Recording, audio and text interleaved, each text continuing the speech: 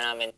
Maraming salamat po sa mga suporta sa Smart Omega. Sana po kahit manalo matalo, patuloy nyo pa rin kami suportahan.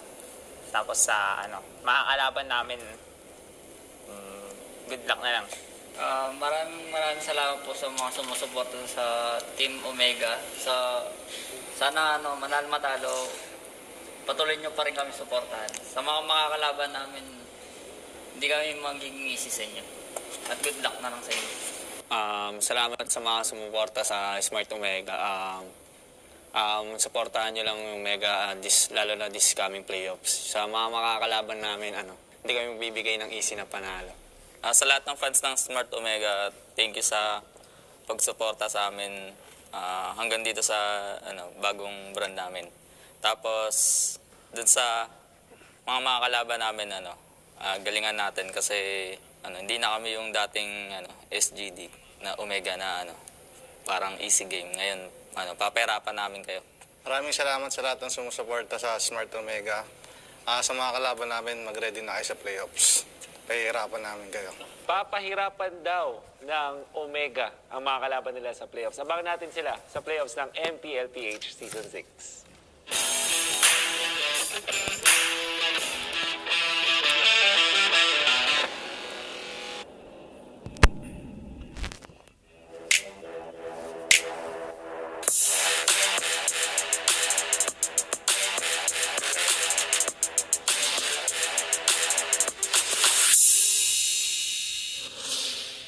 What is up everyone? My name is Wolf, your host, at kasama ko ngayon ang pinaka-relentless pero pinakamaganda rin ang skincare na team dito sa MPL Season 6, ang Onyx PH. What's up? What's up? What's good? Hello, Mr. Wolf. Pakilala muna kayo sa mga viewers natin, your name, IGN, at role sa Onyx PH. So hello guys, this is John Marbilla Luna, the tank support and the team captain of Onyx PH. Hi, I'm Jay, and tank support din na Onyx PH. I'm Kyle Barceño. My IGN is Rio. I'm the coach of Onyx PH. I'm Gerald Trinchera, Dlar, fighter ng Onyx PH. I'm Christian Manaog, Iyakno, fighter ng Onyx PH. I'm Peter Bryce, basic, fighter ng Onyx PH. I'm Dannery James Wise, multi-role of Onyx PH. Kamusta naman ang journey sa MPL Season 6? So hello Sir Wolf, thank you for that wonderful question. So about the journey of Onyx PH this Season 6, I would say na mas mahirap siya compared nung journey namin nung Season 4 and Season 5. Dahil yung Season 6 ngayon is mas bigger na siya compared sa mga nakaraang season. And also, yung mga kalaban ngayon is mas malalakas na and mas mauutak na compared before. Kaya mapapansin nyo yung journey namin from week 1 is medyo hindi kami stable and medyo nahihirapan kami mag-adjust. But despite nung mga na-experience namin this past few weeks, masabi kong mas nakaka-adapt na kami. What do you think, Coach, is the biggest obstacle? Ano yung mga humaharang sa inyo? Aura PH pa rin, tsaka Bren. And how are you planning na lagpasan ang dalawang obstacle na to? Siguro tiwala na lang sa isa't isa kasi gaya ng mga previous season, Season 4 against Sunsparks ng finals, and Season 5 against Aura PH ng finals din, na umabot kami ng finals. So, ayun, nagtitiwala pa rin ako na kaya namin umabot ng finals at kaya namin mag-champion. Okay, Wise, paano kayo nagpe-prepare ngayon para sa playoffs? Ginagawa namin is double or triple effort talaga. Lalo ngayon na nabanggit ng captain namin na lahat malakas na kalaban namin. Ngayon kasi may na kami, management na tumutulong sa amin kung ano yung mga dapat namin gawin. Okay, Dilar, meron ka bang gustong makaharap sa mismong finals nyo? Kung meron, sinong team yun? Siyempre yung Aura PH kasi 2 beses namin sila nakatapat nung Season 4 at Season 5, di ba? Siyempre, masyado na sila sumusobre. At sa kanila nilelegan na eh. Kaya, yun, gusto ko talaga silang katapat. Sa tingin mo, observing the other teams, sino yung top 3 ng best performing players ngayong season? Para sa akin talaga si Jimenez yung pinaka-number 1. Throughout the season, feel ko talaga malaki na ambag sa next play. Venus, what does it mean para sa Onyx PH na maging champion this season? After being back-to-back first placer from Season 4 and Season 5, and yung expectations namin ng mga tao ngayon is mas doble na. So So winning season 6 means everything para mapatunayan namin na talagang kaya namin. Mapatunayan namin sa mga taong dumuda sa amin na hindi namin kaya. Jay, if there's anything na gusto mong sabihin sa trophy na to. Gusto ko lang sabihin sa trophy ng MPL Season 6. Matataas din kita ulit. Sige, for one last time, gusto kong hingin namin yung gusto nyo sabihin sa fans ninyo at sa mga makakatapat nyo sa playoffs. Para sa mga fans namin na talagang sumusuporta sa amin, maraming salamat sa inyo. Sana huwag kayong magsabong suportahan kami, especially to my friends, family, and sa BY Spam. And para sa mga makakalaban naman namin, maghanda kayo dahil mas naghahanda kami. Sa mga sumusuporta sa amin, Onyx PH, maraming salamat and sana masuportahan nyo kami hanggang playoffs, hanggang matapos si playoffs. And sa mga makakalaban namin, umanda na kayo at alam namin na kami ang magka-champion. Sa lahat ng sumusuporta sa Onyx PH tsaka sa akin, maraming salamat. Sana supportahan niyo kami this coming playoffs. Tsaka sa masasabi ko sa mga makakalaban namin sa playoffs, maganda na kayo. Kasi kami puro TikTok lang eh. Tingin sa mga sumusuporta sa Onyx PH. Sana suportahan niyo kami hanggang sa dulo. Sa mga susunod naming laban, maraming salamat sa inyo. Sa mga makakalaban namin, maganda na kayo. Gusto ko lang magpasalamat sa fans ng Onyx PH. Salamat sa walang sawang suporta. Tsaka gusto ko rin magpasalamat sa GoGo Express tsaka Cebuana Lulier. Dahil sa inyo, araw-araw kaming motivated.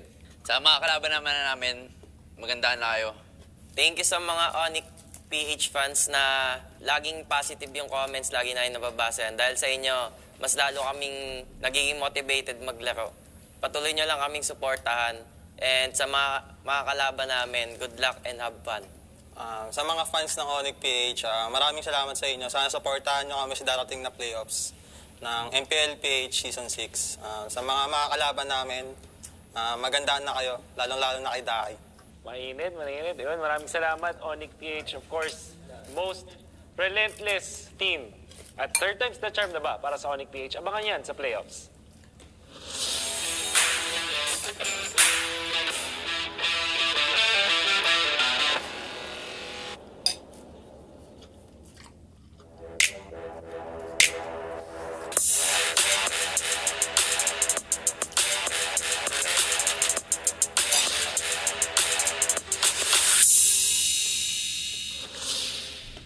Bren lang malakas. Mga kaibigan, ako nga pala si Wolf, your host, at kasama ko ngayon ang sa mga pinaka-consistent at pinakamalalakas. Pero sige, magpakilala muna kayo dun sa mga viewers natin.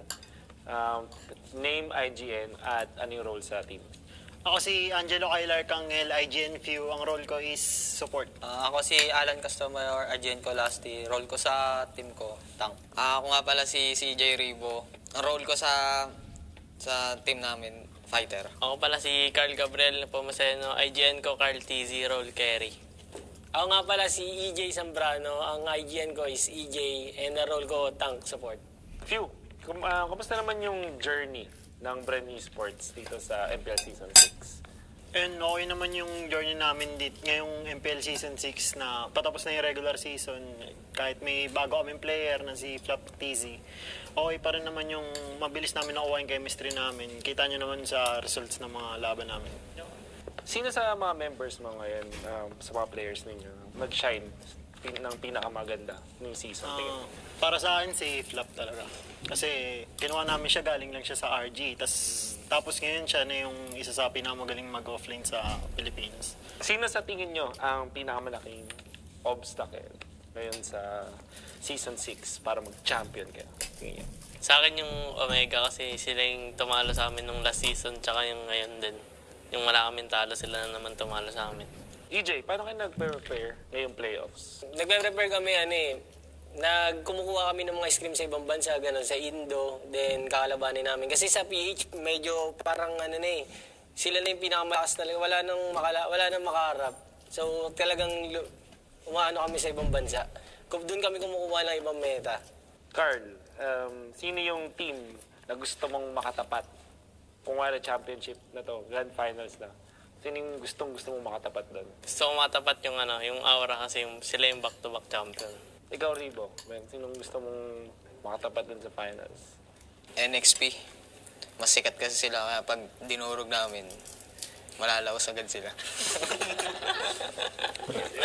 Sakto na rin, Ribo. Pwede mo namang sabihin kung sino yung top 3 players na nag-perform ngayong season, tingin mo? Sa top 3 ko, yung pinaka-top 1 talaga dun si Chester. Siya yung consistent talaga maglaro. Laging papatay ng papatay. Tapos top 2 ko si Lasty. Totoo. Siya daw pinakamagaling mag-tank sabi niya. Totoo yan, totoo. Legit. Tapos top 3 ko si Carl. Magaling sana kaso sobrang tamad. Para sa'yo, Few. Siyempre, sa Bren Esports. This is your second season, tama, sa Bren Esports. Gano'n ka-importante para sa organization mo na makuha at mag-champion dito sa MPL? Kasi nung last season, parang itong ine-expect nila na makuha na namin yung champion kasi nga top 1 kami sa regular season. Tapos ngayong season siguro, mas ine-expect nila kasi mga 2-0 na yung mga score namin eh. So, tatry namin yung best namin para makamit namin yung championship ngayon. Tanongin ko dito si Carl TC. Kung makakausap mo tong trophy na to, ano yung sasabihin mo? Trophy, dyan ka lang. Ngayong season, kukunin na kita. Kung hindi nyo alam, kung hindi alam ng mga viewers natin, may mga 3 nag-champion na rin dito. Kaya ba, may gusto kayo sabihin? Yung sa trophy, dyan ka lang. Makukuha ka na namin 6. Lahat makukuha ka na namin ng Bren Esports. Babalik ka na ulit sa amin. Sige, for one last time, gusto kong kausapin yung mga fans nyo, magpasalamat kayo, or kung may gusto man lang kayo sabihin sa mga fans, pati na rin sa mga katapat nyo sa playoffs.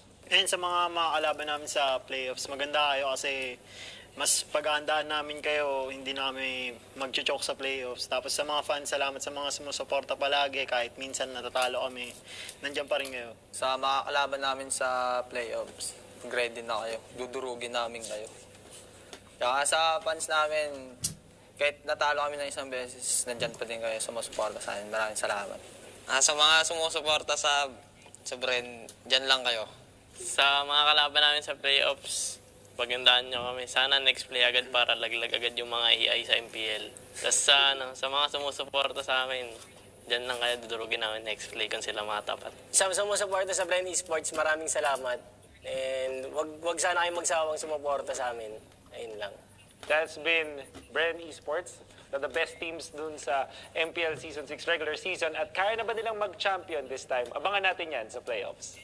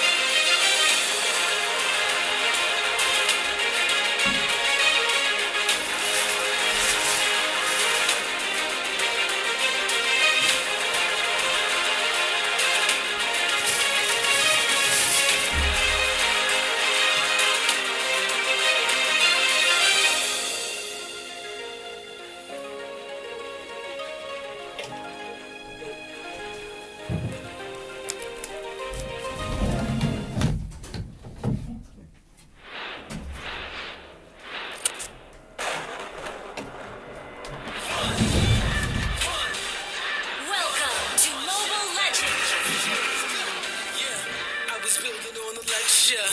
5 seconds till the enemy reaches the battlefield. Working on applying the scheme. The true stock trademark is at the edge of your dreams. I'm talking one shot for the kill. The trees cut, freeze up, straight drop for the kills. I'm talking taking over pieces and shares. A bomb in the sky high. Check the movement is here. Yeah. It's one heart, one shot. Now the future is yours. Go.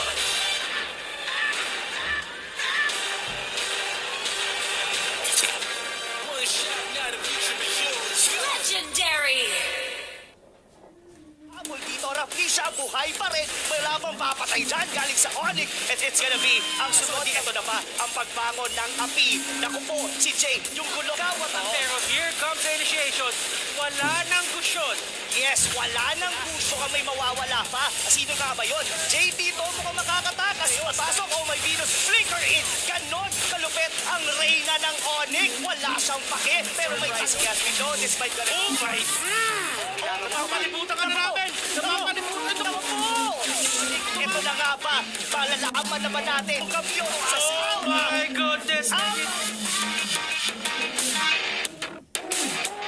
Flicker out si Pew. Ito na, mga kaibigan, ang unang lang. Oh, naku po. Tinamaan na naman. May magnet, tol. Ito muna siguro dahil si Renny J sa likod. Siya na lang pa. Almost a wipeout. Is it a wipeout? It may be. This is looking very strong. Pasok with a friend of the ocean. Double kill. Lancelot pero si Wilda muna yung nawala. Sino ang bawal? Nawala si H2. Ang bida nagpabubugbog daw sa una pero ito nakakaya dahil ang NXP Solid ay unti-unting nawawala. Si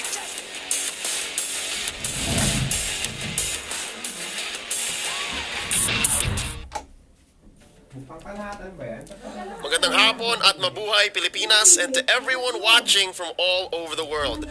Welcome to MPLPH Season 6 Playoffs. Before we start the show, we would like to thank our sponsors and partners making this all happen. Thank you so much to Smart, our official telco partner. Squad up and rank up and keep up with your favorite teams as Smart powers up your game with free games for all. Get up to 14 gig for Mobile Legends and Facebook Gaming for 7 days. Simply download the new GigaLife app and choose free games. Thank you as well to Realme. The Realme 7 series is now available nationwide. Join the revolution and own the fastest charging smartphone in the country. Like and follow Realme on social media to know more. Thank you as well to our official sponsor, Gillette.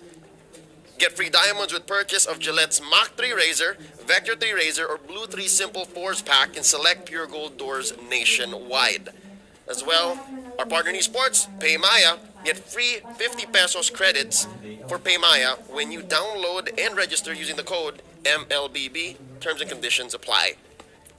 Thank you as well to TikTok, our partner in esports. You can watch the MPLPH Season 6 playoffs live via TikTok. Kaya download na. And as well, thank you so much to our official gaming headset partner, Logitech G, here like a pro. This is all powered by Moonton. And just in case you didn't know, now you know. We've got an awesome event coming up right after the MPL, starting October 26th to November 13. You can get your hands on this limited edition skin from Fortarizla from Moonton for free, all right? Just follow the in-game instructions. Make sure you log in, play, and get your spins. After 10 spins, it's a guaranteed skin, so get in on that, all right? So, once more, ladies and gentlemen, welcome to the panelist desk. It's an awesome free show here for ya. My name is Leo. Kasama natin dito ngayon, Chin Valdez at Paolo Expert. And boys, today, we are about to make history. These matchups, they spell so much. Sobrang action-pack niya. Pinag-uusapan pa lang natin. Kinikilabutan na ako. But first, let's look back at the days that have come to pass. Kahapon, NXP versus Bren. Yes. Aura versus Onyx. The stories tell themselves. You were there, Chin. Yeah. Kumusta ang day 2 ng playoffs? Actually, I was actually expecting more sana from yesterday, like from both games. Like, I didn't expect a 3-0 day. Yeah. As in 3-0 and then 3-0. Parang, what? Talaga? Ba't ganun yung nangyari?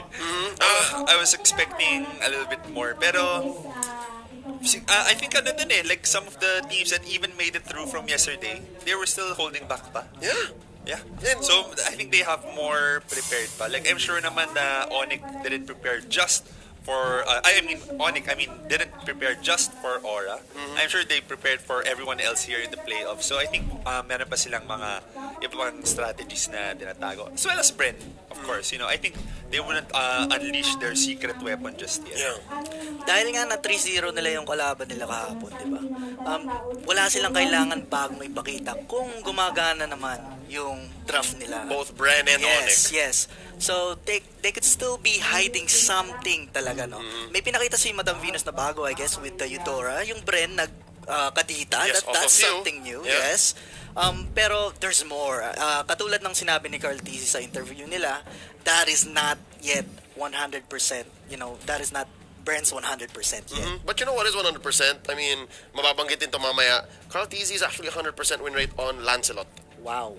12 games, tama? Yep, there you go. The numbers speak for themselves. But speaking of numbers, we are looking to fill these out, ladies and gentlemen. Today, we are going to be witnessing the semi-finals. Magsimula tayo sa Execration versus Omega. It's going to be a best of 5. And then later on, Onyx versus Bren. It's going to be the battle of black and yellow. Sino nga ba talaga ang tunay na malakas? Yep, and sino nga ba talaga ang mas malupit na trio? To be honest, I think yesterday, kasama mo si Midnight. Yes. Despite the 3-0, I think it's safe to say that we were all expecting so much more from NXP. Right. And even in the post-show discussions, even in the Facebook statuses, lahat na pinag-uusapan, parang now that they're out of the playoffs, we're looking back and saying, parang meron nga talaga sa NXP. Like, there could have been more. I mean, putting aside all of the threat of a new metagame shift, of new strategies that may come out, parang we kind of missed the potential that could come out from this rookie team. Well, you could look at it this way. Pati rin naman ng Aura na 3-0 din sila ng ng Onyx, yes. di ba? Yes. So, we could say naman na baka same caliber at hindi mahina ang Aura. Actually, napakalakas din ng Aura, di ba? Super team din yun. Pero na 3-0 sila. So, who are we to say na hindi malakas ang NXP? Yeah. I have a question for you, Paolo. What is that? I'm wondering if you agree with me here. Hindi day 1 ang day of upsets. Day 2 ang day of upsets. Day 2, diba? yes. Sobrang yes. lapit ng mga laban nung day 1. Again, game 5, every single series. Yesterday, hindi man lang natin nakita yung defending champions make a comeback, at least give a single game out, right? And then, same thing with NXP, our hotshot rookies, diba? It's their first time in the MPL. It's the rookie season, despite, them being around the scene for quite a while. They've been trying to break out through the qualifiers. Pero, nandito yung yung nag-iisang malakas lang. Diba? Bren Esports, how do you feel about that? Actually, super surprised ako sa Onyx versus Aura results. More that one. Yeah. Necessary, hindi siya upset, but the fact na 3-0 ng Onyx yung Aura is what makes it so surprising and mind-boggling, di ba?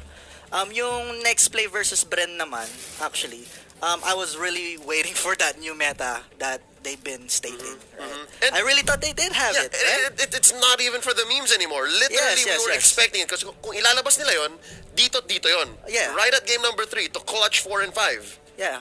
Because that's like your last breath in the playoffs, right? To live and keep going in the playoffs.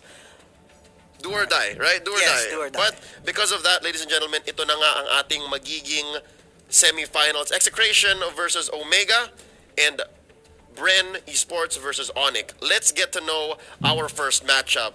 Here is Execration. Kayo kasi panlahat naman yung Sunday, di ba?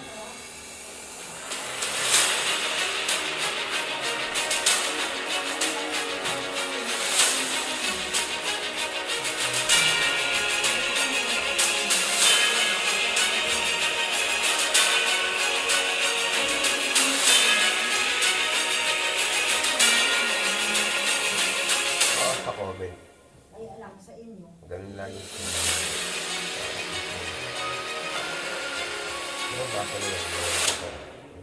kailangan talaga lahat ng base gun. Ladies and gentlemen, Execration pegged as possibly the most chaotic team coming out of the playoffs. Nung naglaban sila ng Signal Ultra nung day 1 dito sa playoffs, we called it the Battle of Order versus Chaos. But with this lineup right here, I'd like to change that.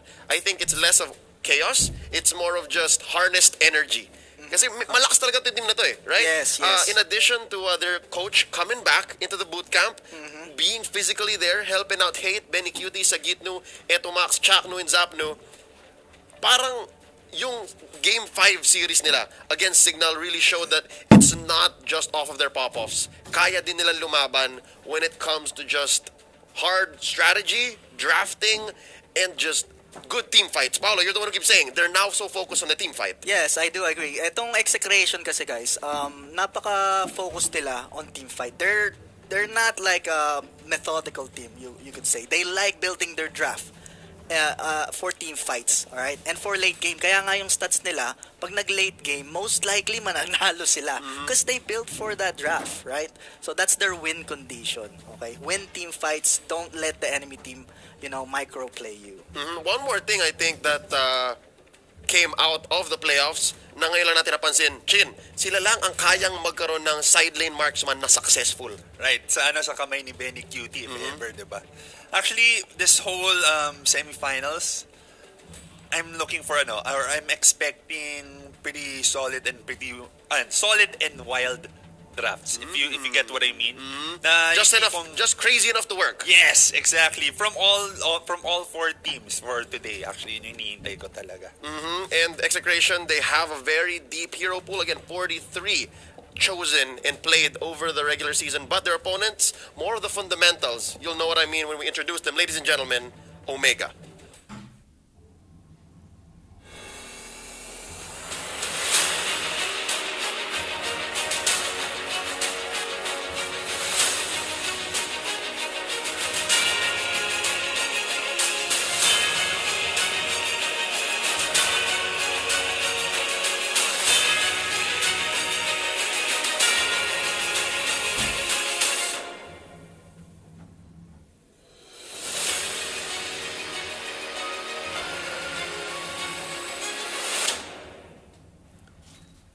This is not Omega's first run around the block. This is a spot that they are so at home with, and to be honest, it feels like a curse. Season after season, Omega has failed to make it into the grand finals, and it's the same for Execration as well. So that introduces now a very interesting storyline, no?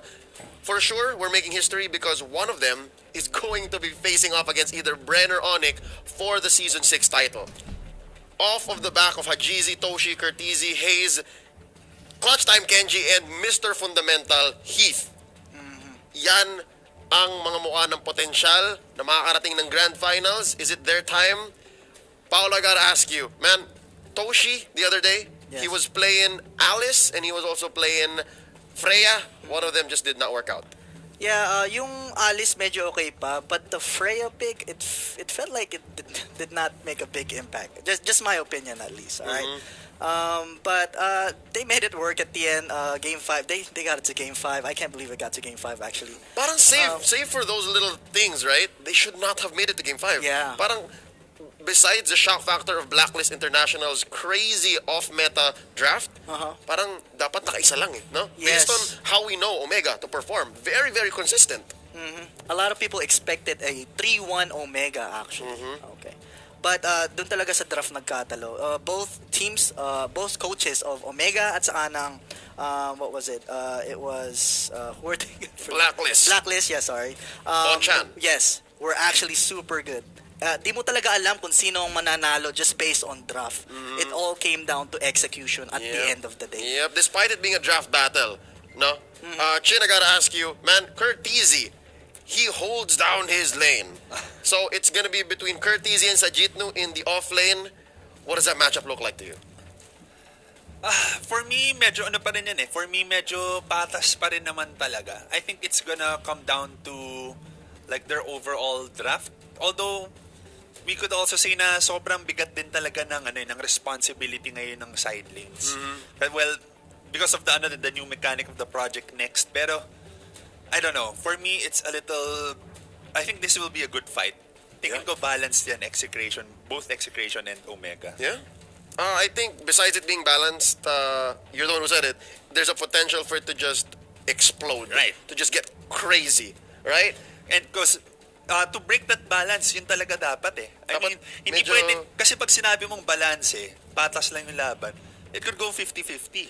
So, hindi pwedeng 50-50. Parang sa ano lang yan eh, like when you want to secure a lord, kailangan, di ba, iso-zone out mo muna lahat. Yes, Kailangan yes, yes. isi-secure mo yung area. Hindi pwedeng parehas kayo may retribution. Nagkaantay lang. Right. Yep. So, parang ganun din for me. I think they have to break that balance with their draft. Well, it's enough for us to discuss. We'll go back to some hard stats in just a bit. Pakinggan natin kung ano nga ba ang masasabi ng mga teams na to sa susunod na laban na to. And of course, their experience here in the playoffs. Let's hear from Execration and Omega.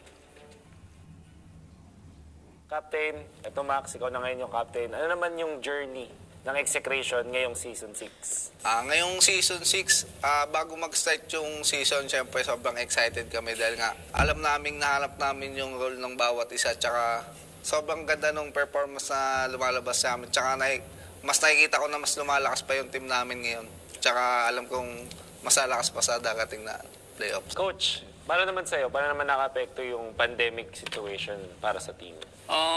Parang 50-50 kasi meron kasing time na hirap kasi yun nga yung mga pamilya inaalala namin, tas nakalayo pa kami, tas di pa kami nakakauwi. Yung good side naman is parang di naman kasi nagbago sa amin, nasa bootcamp lang kami, kumbaga mas naging pabor pa sa amin nakapagbatak yung team eh.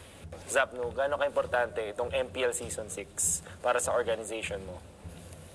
Siguro, every season naman, importante talaga na manalo kami. Pag palagay na natin na win or loss, okay lang. Pero para sa akin, malaking bagay sa akin na lagi kami nananalo. Lalo na makuha namin tong championship na to. Since season 1, although na nag-champion na ako sa mga ibang tournament like MPC, pero gusto ko rin talaga mag-champion dito sa MPL since day 1. Since season 1 yan.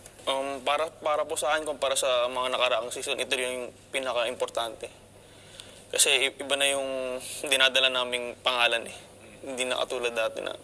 Ngayon, sobrang laki na nung dala-dala naming pangalan sa MPL. Ano gusto mong sabihin sa mga fans ninyo tsaka sa mga makakalaban nyo sa playoffs? Sa sumusuporta sa amin simula season 1 hanggang season 6, maraming salamat. Nandiyan pa rin kayo sumusuporta sa amin.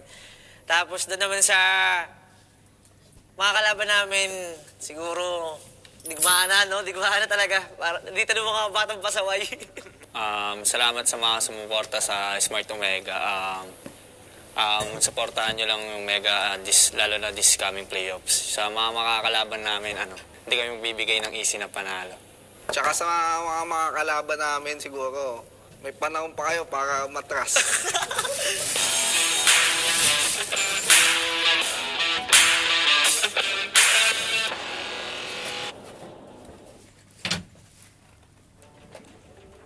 Ramdam mo talaga yung gutom at uhaw ni Billy para dito sa kampyonato na to.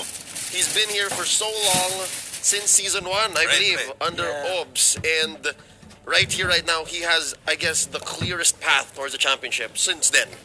Right. Since then. The best chances to get that trophy.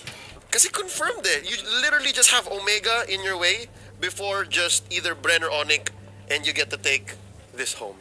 Right. I mean, how crazy is that na yung gustong-gusto ni Zapno, yung kailangan ni Billy ay nandito sa tabi ko. Ladies and gentlemen, on the other side, it's Kenji and Hayes. One of them actually has had this come home with them. That's Hayes. From day 1 also. Yes! But for Kenji though, natikman niya na yung ginto. He has taken home with his masterful show, among other things, the SEA Games 2019 gold medal for Mobile Legends Bang Bang. But this, di pa. So you really feel there how much these two teams care for this title. Jin, iba ba si Zapno nung season 1 hanggang ngayon? Is that a different Billy you see in these interviews? I think nung season 1 kasi, iba yung fire niya noon. Dito medyo mas nakikita ko siyang mas kalmado, medyo mas tamed in a way. Pero it's just inside. So feeling ko like pwede pa rin niya yun ilabas ulit. We'll see. Maglalaro ba si Zap, no? Then when I say na it's here lang inside din, na ilalabas na, hindi naman necessarily like on the battlefield. In-game. Yeah, not Yes. necessarily in-game. Like he's there, kahit in spirit, kahit ganito lang, nasa table lang sila. Ramdam mo. Sobrang laking, ano na yan, sobrang laking influence at impact na yan for a team. There you go. And that's something that you can't put into numbers. It's something that you can't write down. It's something you feel. And we can only really imagine how it's like at the Execration Boot Camp for one Billy Alfonso. But for now, let's look at the numbers. That's something we can actually digest. Something that makes sense when you read it and look at it.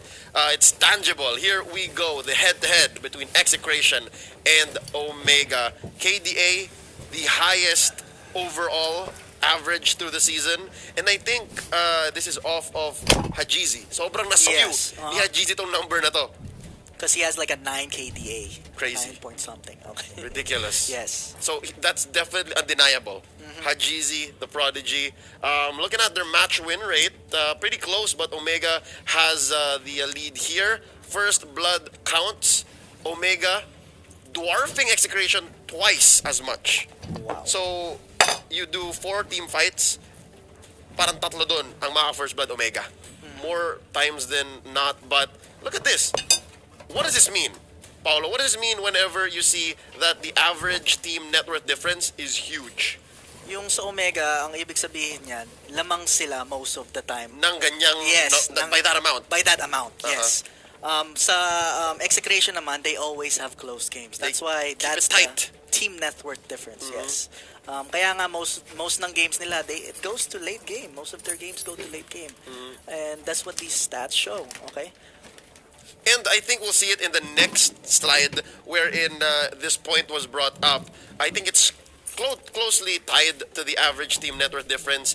Execration likes to play the 50-50 near the Lord. Yes, I agree. Yes. Nagagamble sila sa Lord. Katulad ng nakita ng mga tao against Exe versus Signal, where Hades actually stole the Lord many times. Yep. Where Exe, dapat sinecure muna nila yung vicinity and they should have been sure about getting the Lord. At make sure na walang retribution yung Signal before getting the Lord, na may man advantage sila. They have eyes on Hades. Yes, and Yep. zoning potential to secure the Lord. But they keep gambling, making the games and the series closer. Yep. Hence the difference being very little, 800 gold, give or take. Yeah. And their 25% Lord per game, or 0.25. So they get it less times than they do. Yes. Despite their higher than average win rate, around 60%. Turtle control rate, Omega rin eh. This shows that Omega is able to really set it up for Hajizi. Yeah, this just shows that Omega, like I said earlier, actually I said that Execration is more of a team fight-oriented team. Itong Omega naman, guys, methodical. They're more on objectives. Their microplay is amazing, all right? And that's what also these stats show. Kaya mas marami silang Turtle, more Lords as well. But this actually surprises me. Mas marami yung heroes na ginagamit ng Exe kumpara sa Omega, as you can see. Yep, and I think day 1, 43 lang ito sa Execration. So, somewhere during the playoffs, they brought out a new hero. It's hard to remember now. It was Leo. It was a Leomord. So that's there you go. Yes. I don't play Leomord, but yes. Leomord making a showing though in the playoffs. Yes. So far, day 1 and 2. Lumalabas na. And it's becoming more consistent. Chin, your thoughts on Leomord since it will not show up in any team's hero picks na top, di ba? Kasi nga, medyo nagka-comeback pa lang siya. So what does this say for the remaining days of the playoffs? Earlier, we were talking about how we can break the balance, di ba? So for me, if you have a bigger hero pool, medyo mas pwede kang maglaro sa draft. If you get what I mean.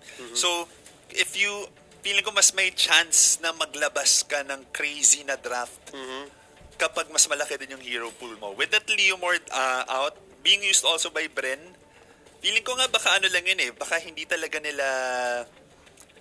nila talaga pinanong gamitin ng si Leomord, but since it had such good performance in the previous games. It showed up. Oo, kasi nakita ko na nung pipili na sila nung last pick nila, nagtatawanan pa sila nun eh. It was more like, sige, ito na lang, try nga natin. Parang ganun. And I actually wanted to point out that this Leomord pick is nothing new. This actually originated from Basic. And yes, I know people know that me and Basic have had our feuds, but A I history? will, yes, a history, but I will give credit where it's due.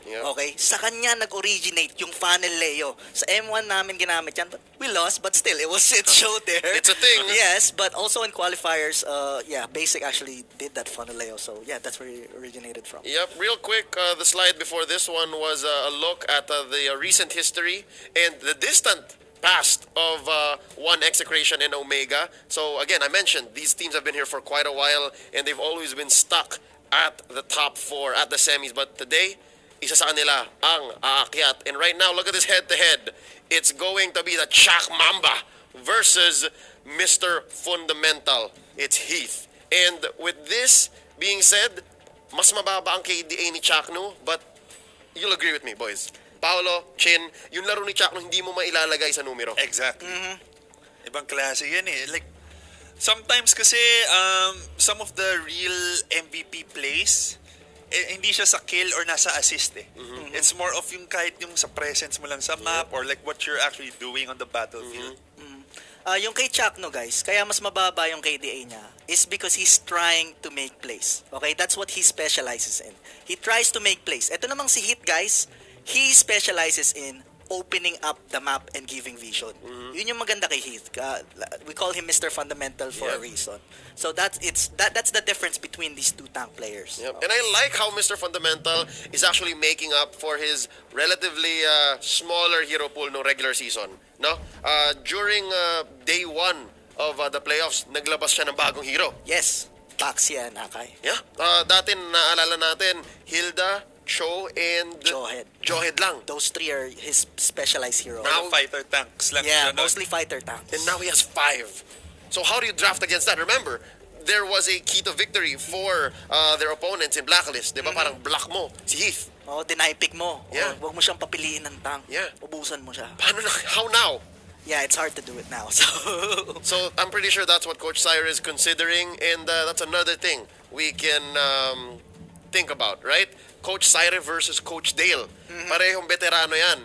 And looking at our lane predictions here, for sure, this is what we can see. Unless merong going kakaiba ang exe, di ba, Chin? Right, Just right. crazy enough to work. But looking at this, Benny Cutie in the gold lane, I want to focus on this. Execration, the only team in the playoffs to pull off the 1-2-2 to some success. Why do you think that is, Paolo? well, yung kinalaban rin nila, same setup eh. So nagma-marksman rin yung signal eh. So same setup. So we don't know how this is gonna go against on like a two fighter offlaner or 2 mages offlaner. That depends on what you draft. Okay. And actually Midnight posted something about this. Na sinasabi niya yung playstyle ng mga Filipino pro MLBB players, it might not fit the way that you cannot integrate the Indo draft into the Filipino playstyle. Not so easily. Yeah, not so easily. The next matchup, we'll talk about that when it happens. Parang doon, may potential. Yes. But from these two teams, yun ang nagiging parang wild card effect, right? That's the thing that we can expect. Benny Cutie with a marksman, and Toshi. I'm really crossing fingers here. Toshi also might pop off with his marksman. The Omega lineup coming at you right here. Gold lane. That's where he plays his Alice, and I think the Freya, we don't want to talk about it too much, Yes. wasn't very good. Chin, you remember the days, right? When he would play yes. Granger, he does Exactly, a good yes. Claude, Right. Lilia, pero mas malapit yung Lilia sa Alice. Do you think Omega has the potential to do that here? I think they'll have to. I think they would have to. I think yung mismong project next, like the whole patch and this whole everything that happened to the battlefield, feeling ko yun na yung magiging bagong meta eh. Like yung talagang yung marksman gold lane. I mean, first game against Blacklist, they lost to a marksman gold lane. You get what I mean? Feeling ko talaga, nung linabas nung Blacklist yung ganong klaseng strategy, yung ganong klaseng rotation, that's bound to be the new meta here right now for this particular patch in Mobile Legends at least. And if not, try it. Siguro, just do their best, like they did, again, against Blacklist, to just not care and play their game. Yes. Yun rin yung isang nakita ko sa Omega is they were composed even though they got shocked the first game. Right. Yep. And I'm guessing Execration might have that kind of potential. Not in their draft. All credit to Coach Saire. Not in their draft. more in their execution, right? Execution, they got the execution, and one way to do that is you have to have Hate step up. He's not as consistent as Hajizi, but if you funnel and you channel the Hate well enough, gagana yan para sa execution. You gotta take advantage of OMG's draft prioritization. What does this mean, Paolo? Dun sa take advantage of OMG's draft prioritization, we noticed na nung kinalaban nila yung Blacklist, puro fighters yung dinadraft nila sa una. Pinaprioritize nila yung mga fighters. So this might be an opportunity for Exit to take advantage of that and maybe, again, ban out Heath kahit na may 2 additional extra heroes siya. Maybe. It could be a possibility. Yeah, force the choke, right? I mean, you have 5 bans to do that with, and you have your own picks. So that's what it means. Also, don't go for gambles. Play patiently. Wag ninyong pilitin yung 50-50 sa Lord. Do not have that happen again, especially with the Hades situation. Dito, I'm guessing it's with the Hajizi situation now. Yes. And the Haze, it's just as likely to happen. Yeah. Haze, Hajizi, and even Heath. Also, know their win conditions. Ibig sabihin ba nito, make use of their scaling draft? Kasi parang doon sila malakas, di ba? Parati natin sinasabi, pagkatapos sila mag-draft, uy, maganda late game nito. Oh, Right. So that's what the win condition means. So most likely than not, they will most likely play hopefully passive early to mid game and then get the late game so that their scaling will take advantage of OMG. If not passive, at least disciplined. Yes, disciplined. Yes, passive is a little bit of a weak word. You don't want to be bullied. Yes, in lane. yes. There Stand you your ground, and I think Sagitnu will put his foot down against Curtizi, pero sa totoo lang nakakatakot si Curtizi. Right? Yeah. Mechanical prodigy there, but last but not least, the key to the victory. Guys, alam nyo na to eh. Walang explanation na kailangan dito. The Chak Mamba mentality. Talagang parang Kobe Bryant yan. Oo. I mean, we lost we lost Kobe earlier this year, but Chakno is honoring the man, all right? Yes. Ibang klase. The way he plays the map, parang hindi tank eh. It's crazy. He's able to block. He's able to block out and make plays that no tank should. Parang actually tank user siya, di ba? Pero parang yung play style niya or yung the way he sees the enemy, parang siyang assassin. Assassin eh. Hindi mo alam kung saan susulpot eh. It's crazy. And in the regular season, one of his strengths were like his angles, right? The attacks that he's able to make. Maximum range for jumps, for initiates. But over the course of day one's playoffs, to be fair, five games yun. So talaga kailangan mo mag-step up. He showed us something new. And I'm excited to see what he'll be bringing out here. And of course, we're going to be talking about Omega's keys to victory. Number one, keep their composure. How do you do that? Well, you have the most fundamentally sound team in the MPL right now. Yes. And just make sure you keep that all together. To be honest, I've never seen Omega go just haywire. Parati naman silang kalmado eh. Kudos to Signal Ultra daw sila rin, but Omega is the same. Yes, after that shocking Blacklist game number 1 against them, Safe they pa rin eh. still played composure. They're still disciplined. Hindi sila naapektado sa talo nila sa Blacklist sa game 1. I was so surprised about that. And good mentality na ginawa ni Coach Dale and sa mga players niya.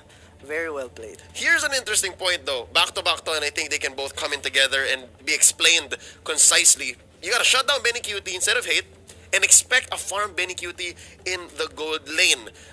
Chin, paano nila gagawin to? Again, I have to say it again. I think they can do it sa draft. Like sa drafting alone. Doon nila simulan. Oo, kasi I think Pao mentioned this, yung ginawa ng Blacklist nun. It was a 1-2-2 or 2-2-1. Pero in a sense, it was like a pseudo 3-1-1. 3-1-1, yes. Diba? So, pag ganun, I think if you have more people there, like on that lane, lalo na sa early game, we're all on the same level anyway, mas madali mo siyang shut down. And also to add lang din, instead of Hate also, kasi let's face it, meron talaga siyang tendencies right now to be very, very, very inconsistent. It's either he's on or he's off. To not be there. Okay, so there's that chance na he won't be there. Diba? So another thing you could do is, aside from Benny QT, is just always have an idea of where Chakno is. Kahit yung ano lang, even if you just watch his videos, you'll know eh. You'll know kung saan yung mga favorite bush niya. Tendencies. Yes, Mga habits niya, no? Habits. Yes, exactly. Habitat ni Chakno. Oh, Where the Chak Mamba hangs out, right? Right. Right, exactly. Okay. All right. And one more key to victory here is to avoid brawl-type team fights, which I think is what Execution does well. Yes. So, iwas na lang. Avoid it. And last but not least, focus on objectives. Now, this one's a little harder given that Execration is going to be all in on you. At least 3 or 4 of them, with Chaknu possibly behind real quick. It's going to be hard to focus on objectives. But, real quick, Paolo, explain to us, what does that mean to focus on objectives? Ito kasing X mahilig silang mag-group up. Lalo na pag nagagang sila. Okay? Their microplay is not as good as Omega, as Bren. Like I said, they're not as methodical. But it's not necessarily a bad thing. Alright? It's just a strength that they have. Okay? The methodical play, that's, I would say it's more Indo style in the methodical play. And then more PH style on the team fight type of way. But yeah, that's what I mean by focus on objectives. Just keep their methodical mentality for OMG. Yeah. If anything, there's a real big difference here. I think Omega is more strategic. Kasi papasok pa lang sila sa draft, alam na ni Dale kung anong gagawin niya eh. On the other hand, Syre, leading Execration, they're more tactical. They make the decisions as they come. Just like, again, as tactical as it gets. Do we go 50-50, coach? I don't know if it's Syre's call, right? Yeah. Chances are, or maybe even Chaknu's call. Siguro sabi ni Chaknu, sige, take it. Because, to be fair, as risky as it is, ladies and gentlemen, Chaknu has stolen a Lord. Right? Yes, This playoffs. Sa Signal, nalasit niya yung Lord with Kufra, I believe. With concussive blast. Yeah. For sure, it was off of a... Or the OT, I'm not sure. or a basic. Just pwede naman. But yeah, that being said, ladies and gentlemen, sobrang init ang laban na to. Hopefully you can stay with us for just a little bit more. We are setting up the draft. We'll be throwing it over to our casters very, very soon. But for now, we're going to be asking you guys to share the stream and of course support your favorite teams. Hashtag ExeShot and hashtag OMG. Because I'm expecting today, mapapasigaw tayo lahat ng OMG regardless of what happens. I think so too. I gotta ask, like, do you see a number? Kasi earlier today, we were talking about it, how much we were expecting at least a 3-1 from both series, from day 2. Dito, now that we have a more solid semifinals, and we discussed the potential factors that will be coming into this matchup, meron ba kayo nakitang number? Game 5, Paolo? Ako, I think it's gonna be a 3-1 for Omega. Only because, kasi, nahirapan ang Exe sa Signal, which is considered I'm not saying Signal is weak, but, you know, considering that they're in the bottom of the bracket, they should have done better. And then Exe is on the top of the bracket. The groups, I mean, they should have done better, right? Right. So, 3-1. Yes. Okay, real quick, Chin, you have a number for us? Not really. I'm thinking baka I think I'm still looking for a game 5, I think. Oh, okay. Game 5? For Omega and Execration. I don't know. Like, you can't say. I don't know pa. Like, Okay. Kung Execration or Omega. All right. I think I mentioned this before we started, pero for me, I think Execration is stronger. Ibang klase, no? I think mas malakas ang yun na, yung isa sa mga keys to win nila is if Hate steps up, right? If that happens, tingin ko matatalo ang Omega. I agree, there's a big chance. Yeah, I do agree. But if Hate keeps playing the way he does, I just don't. We'll see. We'll see. I'm so nervous for Hate. Ladies and gentlemen, simulan na natin to. Wag na nating patagalin pa. It's going to be a best of 5 between Execration and Omega. Are you ready? Here we go. Hashtag ExeShot. Hashtag ExeShot. Hashtag ExeShot. ExeShot. Hashtag ExeShot. Omega non. Go Omega. Go Omega non. One big fight. Let's go Omega. Omega non. OMG. Go Smart Omega! Omega nun! Wow. That was quite impressive again. Fans all over the world definitely are rallying and watching our teams here in the Mobile Legends Bang Bang Professional League. Welcome to the stream and to the draft. We are your casters. I'm your anchor, Rockhard, alongside Butters. He's going to be analyst for today. And it's going to be Omega versus Execration here on Game 1.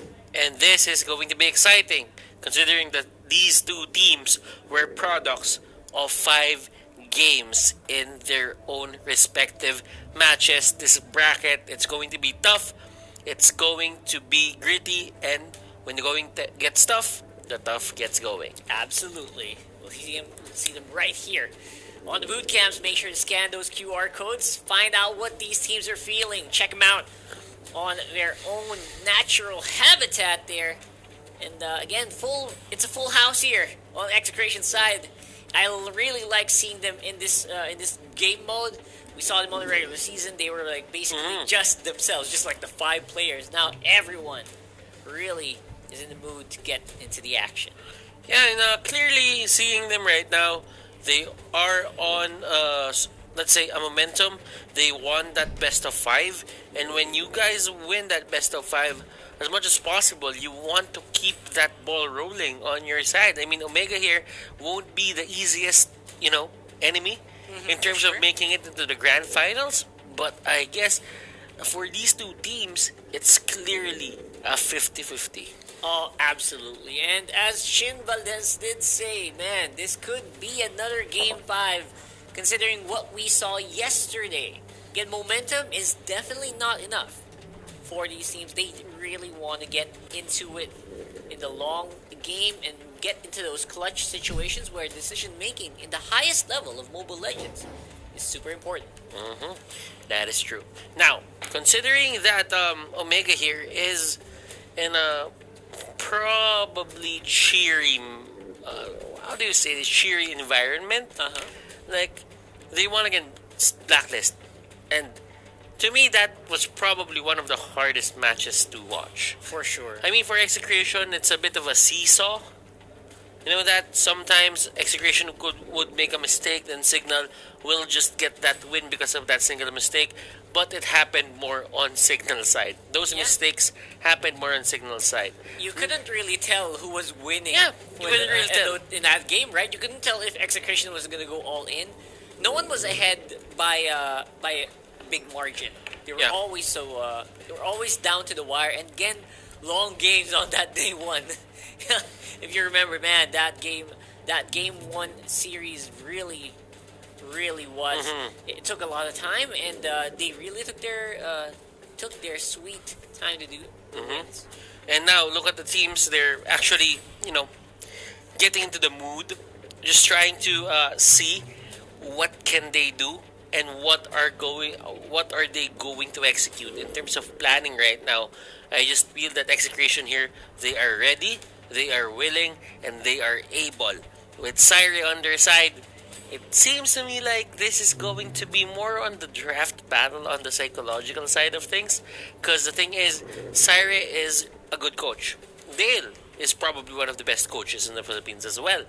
So this is the time, I think, where Syre can just prove himself to be on the caliber of the top coaches in the Philippines right now for MLBB. Absolutely. Considering he's been, I think, doing his job remotely for a big part of the season, right? I mean, how he's able to pull off stuff like that. Look at this. Everyone is like, I wonder what that is. I wonder what Zapnu's showing here. It's probably a map. Is that the map? Probably a map. Right yeah. there. They're showing everyone where they're supposed to go. Look at the proactivity of this team. Yeah. And this is the Execration where you don't really see. Exactly. That you didn't really see, rather, for 5 seasons straight. This is the time where we see Execration in the flesh. They're planning things out. They're getting hyped. They're getting pumped, and they're planning out, and they're willing to go through all the stops to win against Omega. Yeah, and this is completely different. Like Execration before, they were just like, well, okay, we're gonna sit down here. We're just gonna relax. We're just gonna play our game. If we win, okay, we win. If we lose, oh well, right? I mean, they're renewed. They look like a completely different team from before.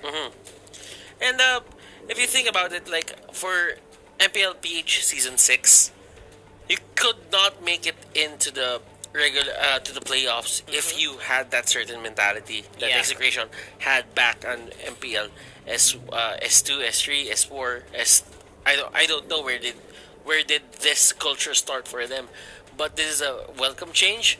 Execration, they are more focused right now, and they're just showing us that.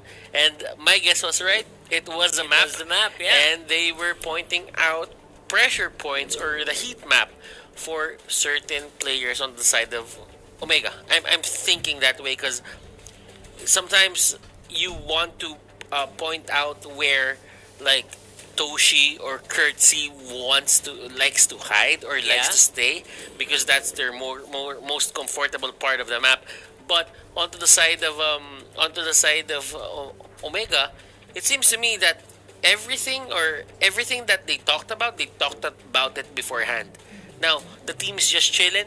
They don't really care much about the strategies anymore because they probably have it on their minds already, and they just want to pull it off. Just really want to pull it off and get into the game right away. I know I'm excited. I'm sure these guys really want to get into the fight right away. But of course, we just have to wait, making sure the environment is 100% for these guys who are, of course, playing remotely as well.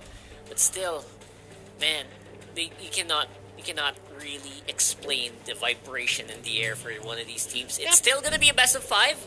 Still in this matchup, single elimination.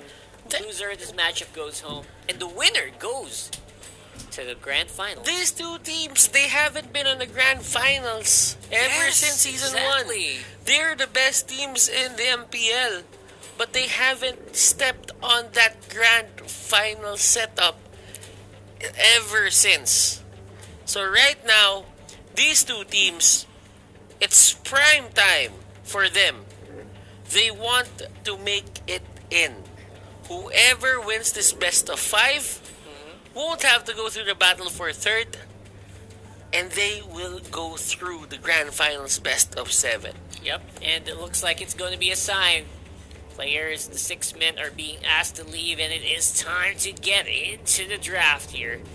Get best of 7. It's been a while since we've had a best of 7, right? So that's going to be another test, right? If ever for one of these teams, who's going to be better in terms of handling the exhaustion, the mental drain that's probably going to happen between these teams. We're going to have to see the heart of the champion. Definitely, it's going to be tested for these teams. That's going to be happening for whoever will be winning here. For the meantime, get ready and get excited. Ladies and gents, don't forget to share that stream. Use hashtag BeLegendary. There's a lot of codes. Don't forget, there's a lot of codes that are popping up on your screens all the time.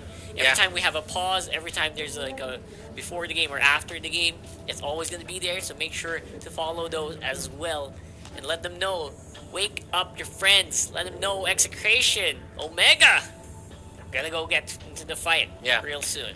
Now, for this, considering that in terms of stats, I think Omega has a better stat line. Although it's not that, how do I say this? It's not that far from Execration.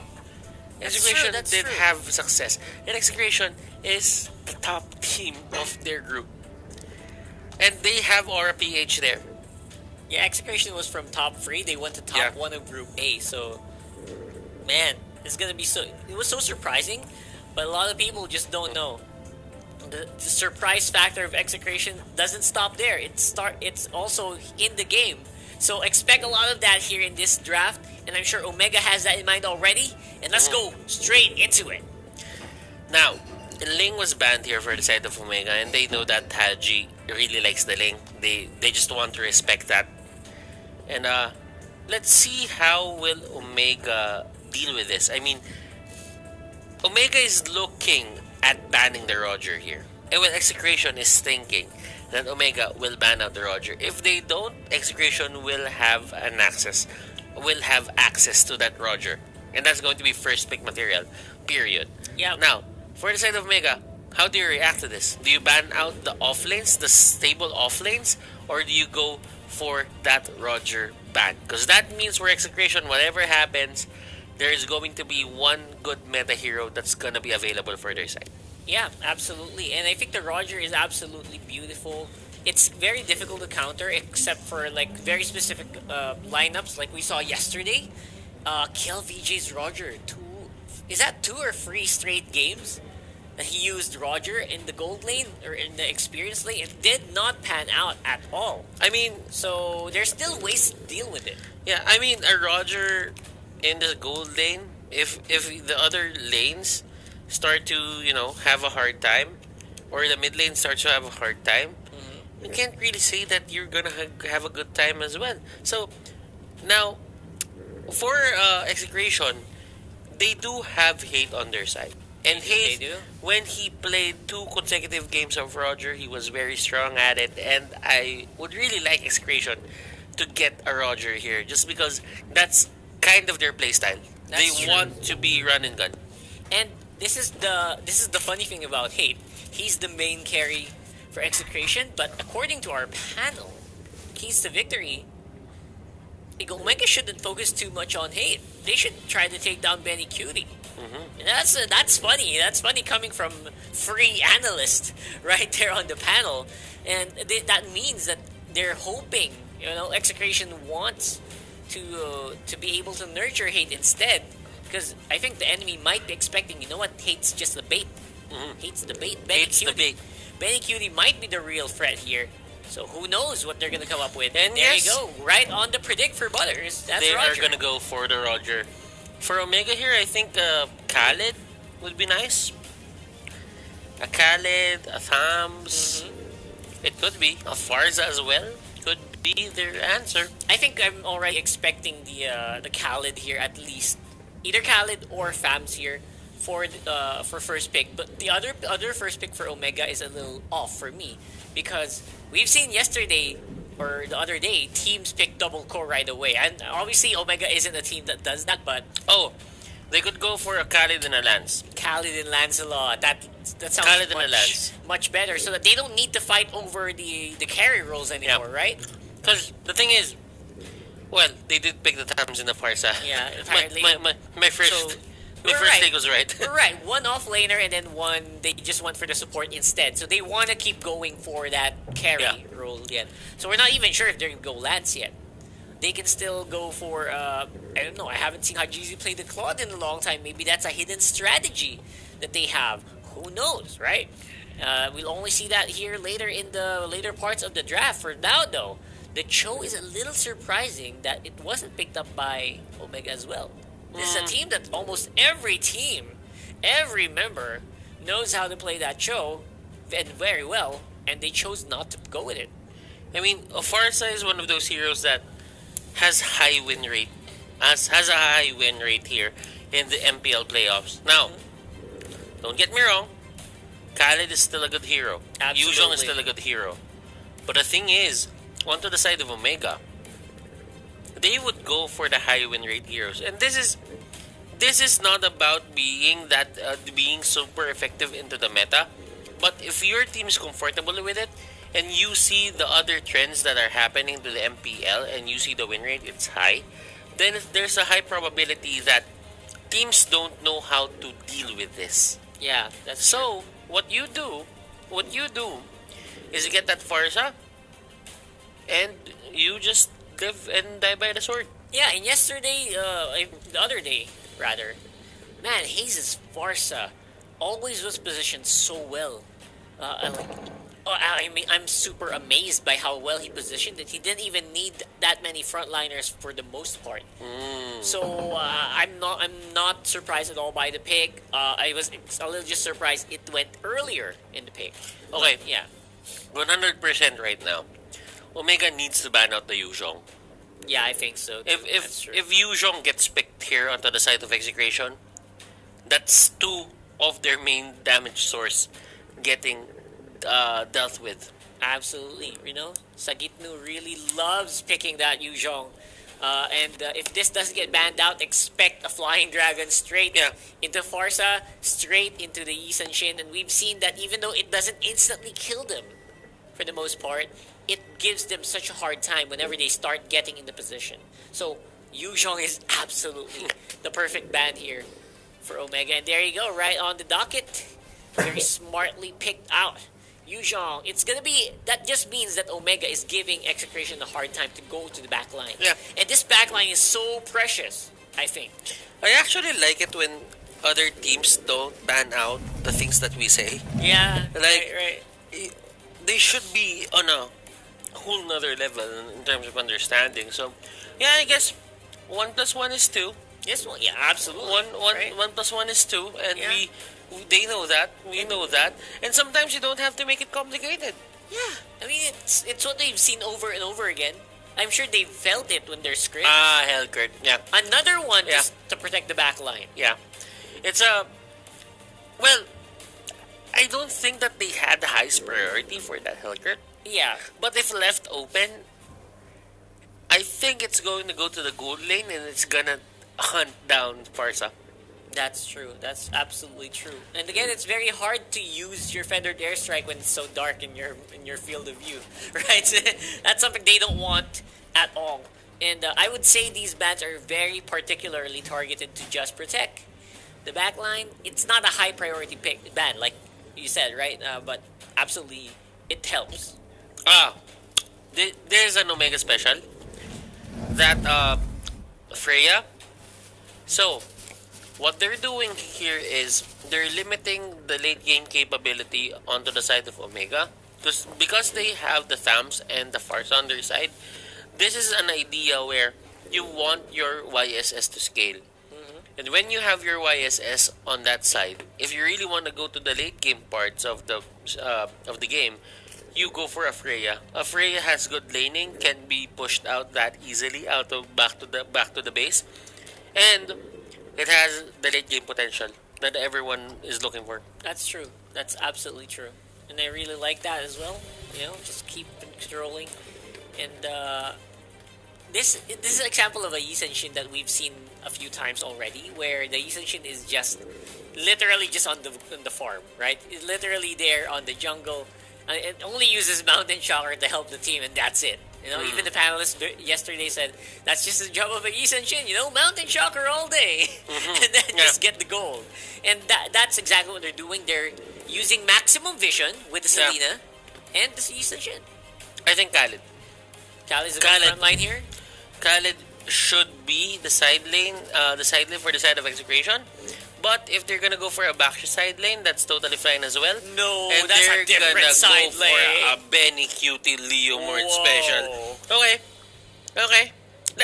It could be Sagitnu on that hero though. That's true. They could swap it out. They could swap it up. And back then, Sagitnu was actually, way back season 3 or 4. Yeah. Way back season 3 or 4, Sagitnu was known to be the best Leomord player in the PH. Absolutely. Now, for the side of Omega, it's the special as well. They're Akai special. They're one of the teams who actually utilize Akai alongside Blacklist International. We're seeing teams going up to this trend as well, and it has a fairly low win rate. That's 38.5.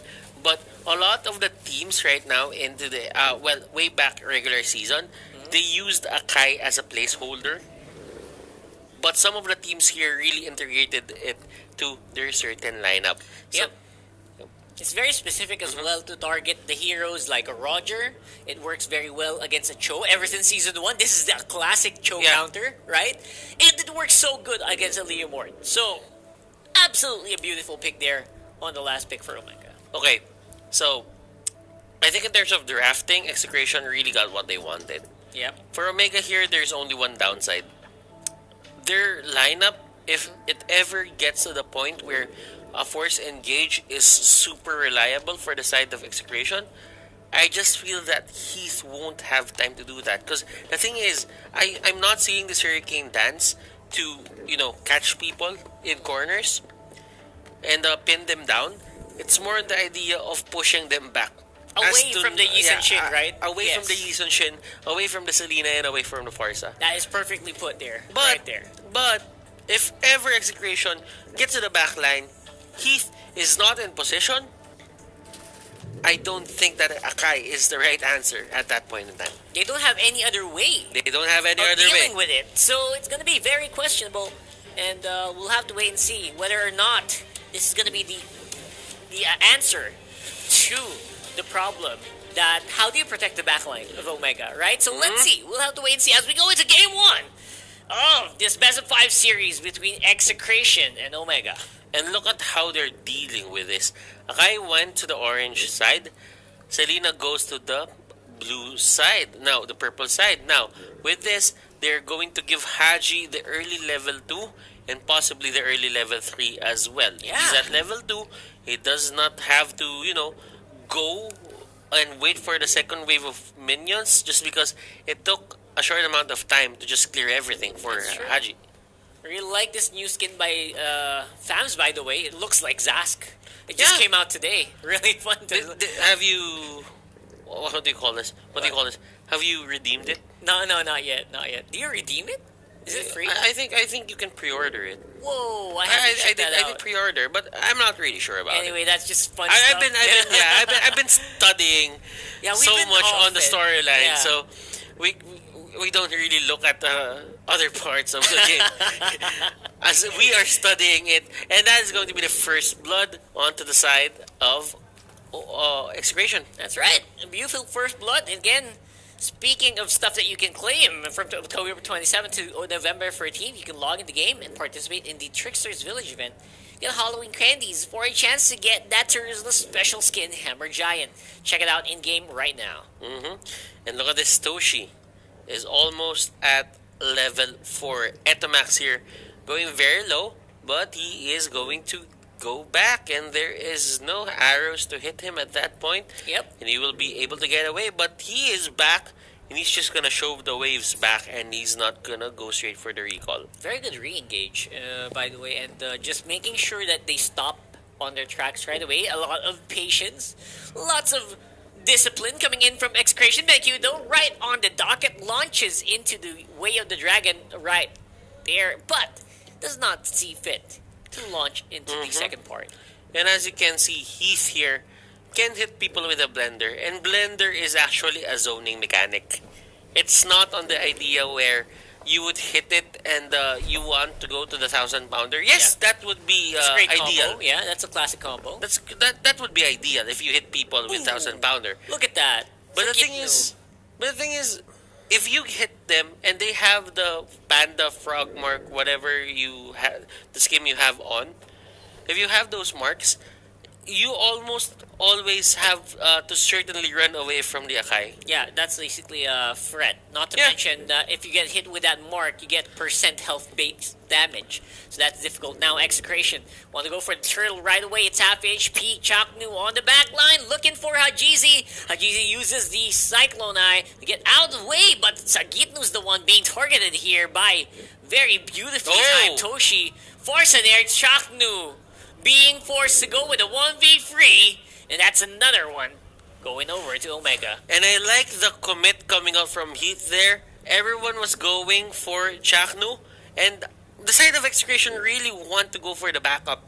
But Heath was there, and they catch Kagura. 2 members down. 2 members went down, one to the side of Execration with just 1 skirmish. Man, that was just absolutely beautifully orchestrated there by Omega. It was a trap. It was giving Execration a false sense of a lead, and it worked very well.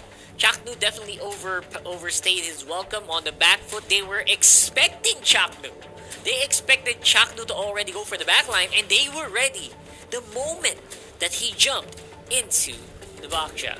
And look at that high five coming up from Heath to Haji. It's a they know it's a trap. They knew it was a trap. And if you look at it, Omega here, they are focused. They're not doing any trivial movements onto the side of Execration. They're talking about it. What is wrong with the certain setup that they're doing? Why couldn't they just engage upon the Akai if he's the only one in front of them? And here we go again. The re-engage is just not there. Omega will get that free turtle in this game. One of the things why Execration can't really push is because of haze on the Tselina. That's true.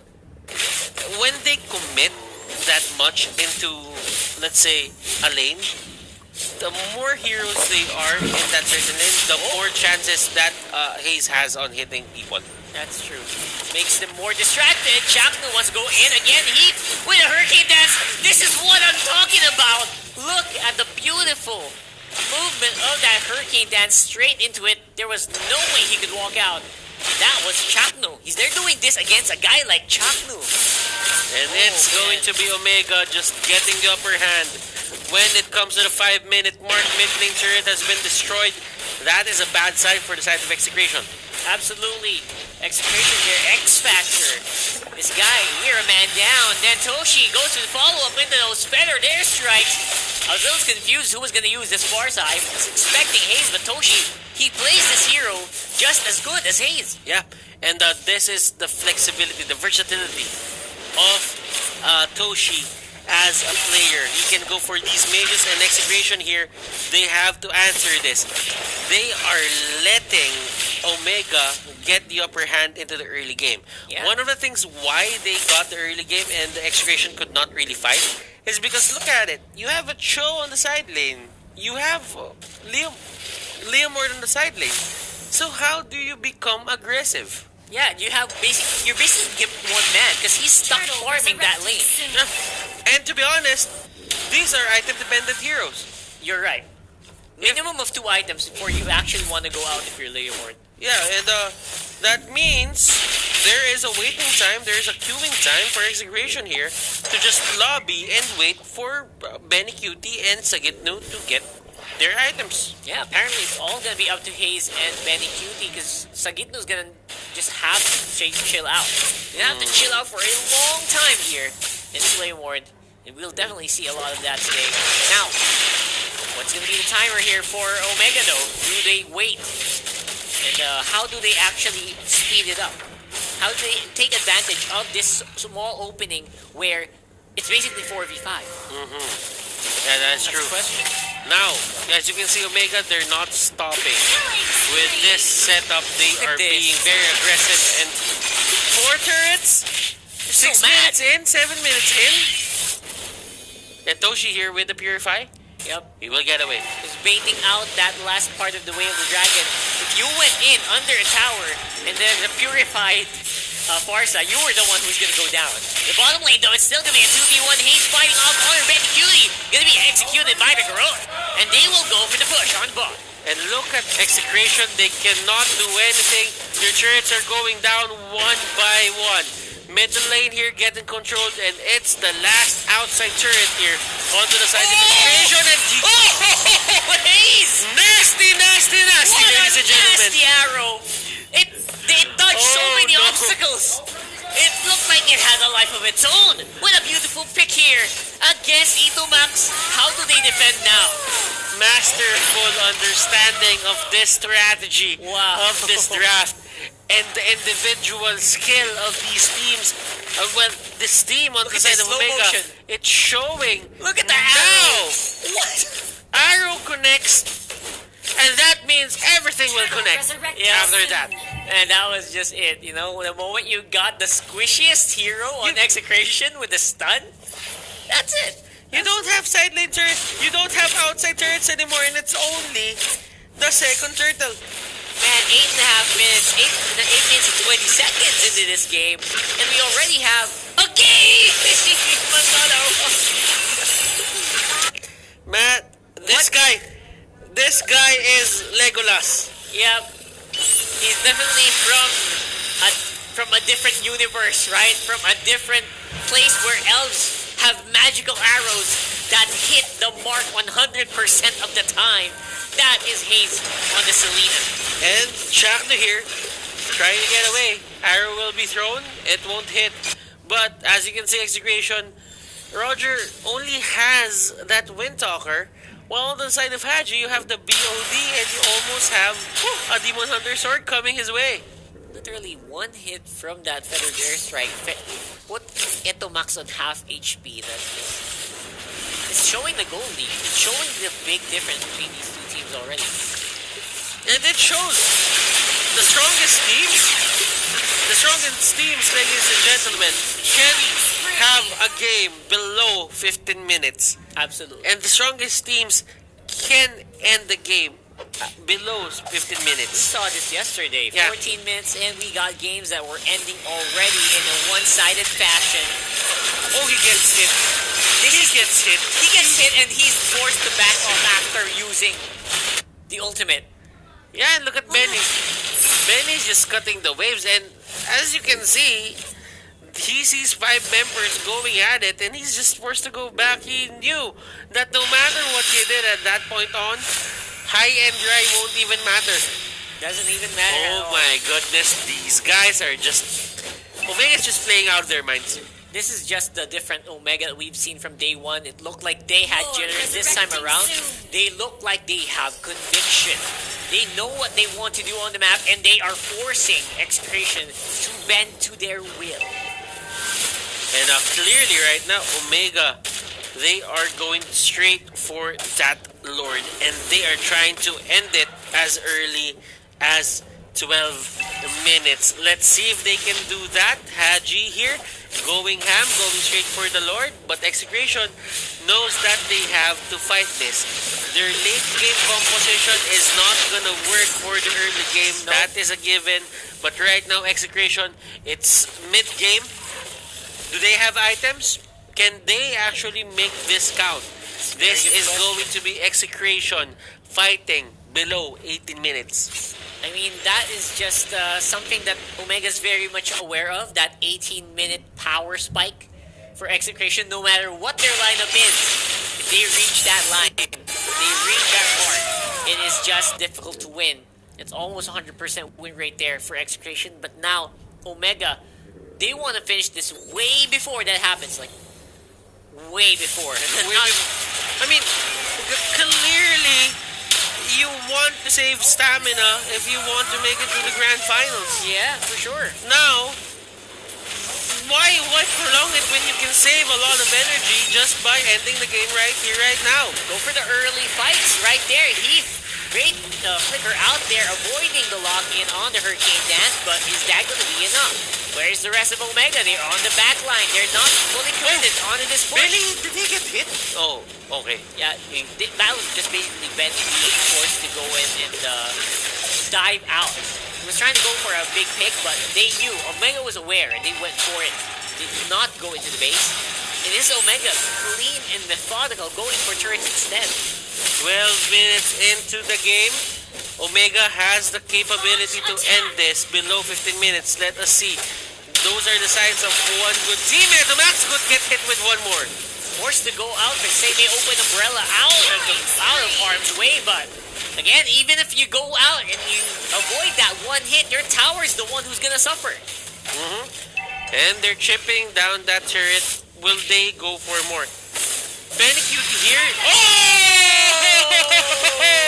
From downtown! He saw the Jeet Kune Do be getting used. He saw the Shunpo used. He went straight for that feathered airstrike when no mobility skills were up for the show. Yeah, it was so amazing to watch that. Like, Toshi, seriously, what a beast.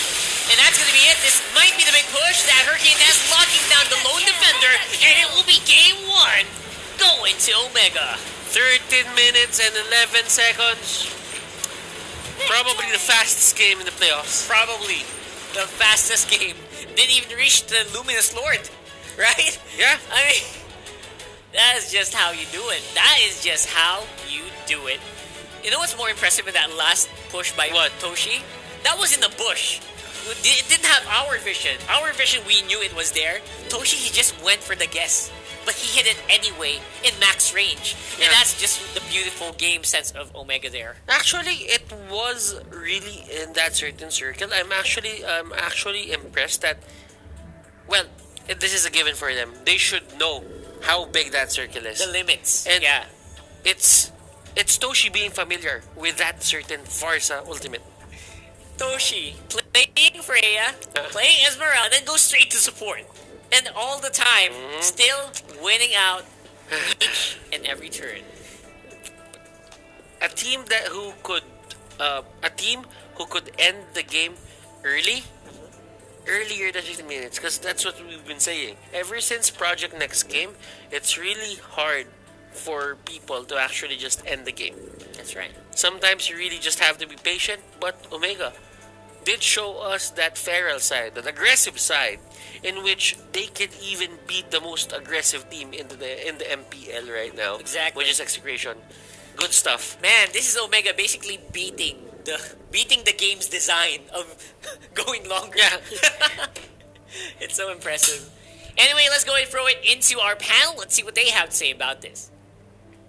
Laban sa execration ay masasabi kong all about timing. Ito yung nakasulat sa notebook ko dyan. But let's actually look at our heroes and yung mga napili nilang item. Actually, konti lang naman din talaga ang gusto kong pag-usapan dito dahil masasabi ko na ang Omega ay napakatalino sa kanilang pagpili ng mga heroes. In fact, meron tayong mga nakikita mga traditional na counters or answers dun sa mga hero ng execration. Kaya naman nung nakita ko yung draft, parang na-feel ko mas madali talaga yung laro para sa Omega. For execration, it's gonna be really difficult. Well, I just wanna say na yung back siya ng execration ay na-force dahil inuubusan din ng heroes para kay Chakno dahil yun ang pinaghandaan ng Omega. Yung Omega yata parang during their preparation, inisip nila kailangan nating sagutin si Chakno. Tapos, syempre, para naman sa side ng Omega, ginawa nila, nag-last pick sila ng Akai. Meron din silang Selena na fourth pick na parang nagulat din ng execration kasi akala nila Farsa na yung pipiliin. And we can see now na nahirapan yung lineup ng execration na greedy, lalong-lalo na melee-based sila. Puro sila melee dito. At least yung kanilang mga heroes like the Roger, as well as the Leomord, and then the Cho, di ba? Tapos, syempre, dahil may Akai dun sa kabila, tapos meron ka pang Farsa, dun na nga tuloy-tuloy na nagkaroon ng dominance ang Omega doon sa mga team fights. And actually, maybe we can look at the items. And you can see that in this particular game na nadurog talaga ng Omega ang side ng execration at kung titignan naman yung mga stats, talagang nalugi. Well, if you're looking at the damage, you cannot ask anymore mula sa side ng execration. Kaya nga yung kill sila ay dalawa lang. Dahil yung Omega, yung kanilang lineup ay talagang natuluyan yung execration.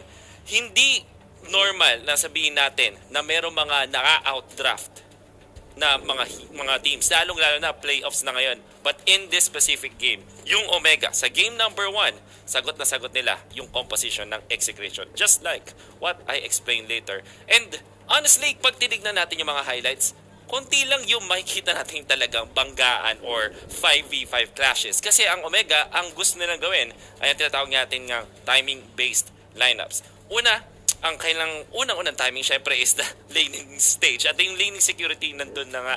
At makikita natin sa side ng Omega, every time na kaya nilang humanap ng pagpitas sa lineup ng execution, ginagawa nila. Guys, unfortunately, hindi tayo pwedeng magbase sa mismong highlights para malaman kung gaano kaganda yung ginawa ng Omega sa game number 1. Dahil bonus na lang yan. What really is surprising dito sa ginawa ng Omega is inabuse nila yung mga strength ng kanilang lineup, which is number 1 timing.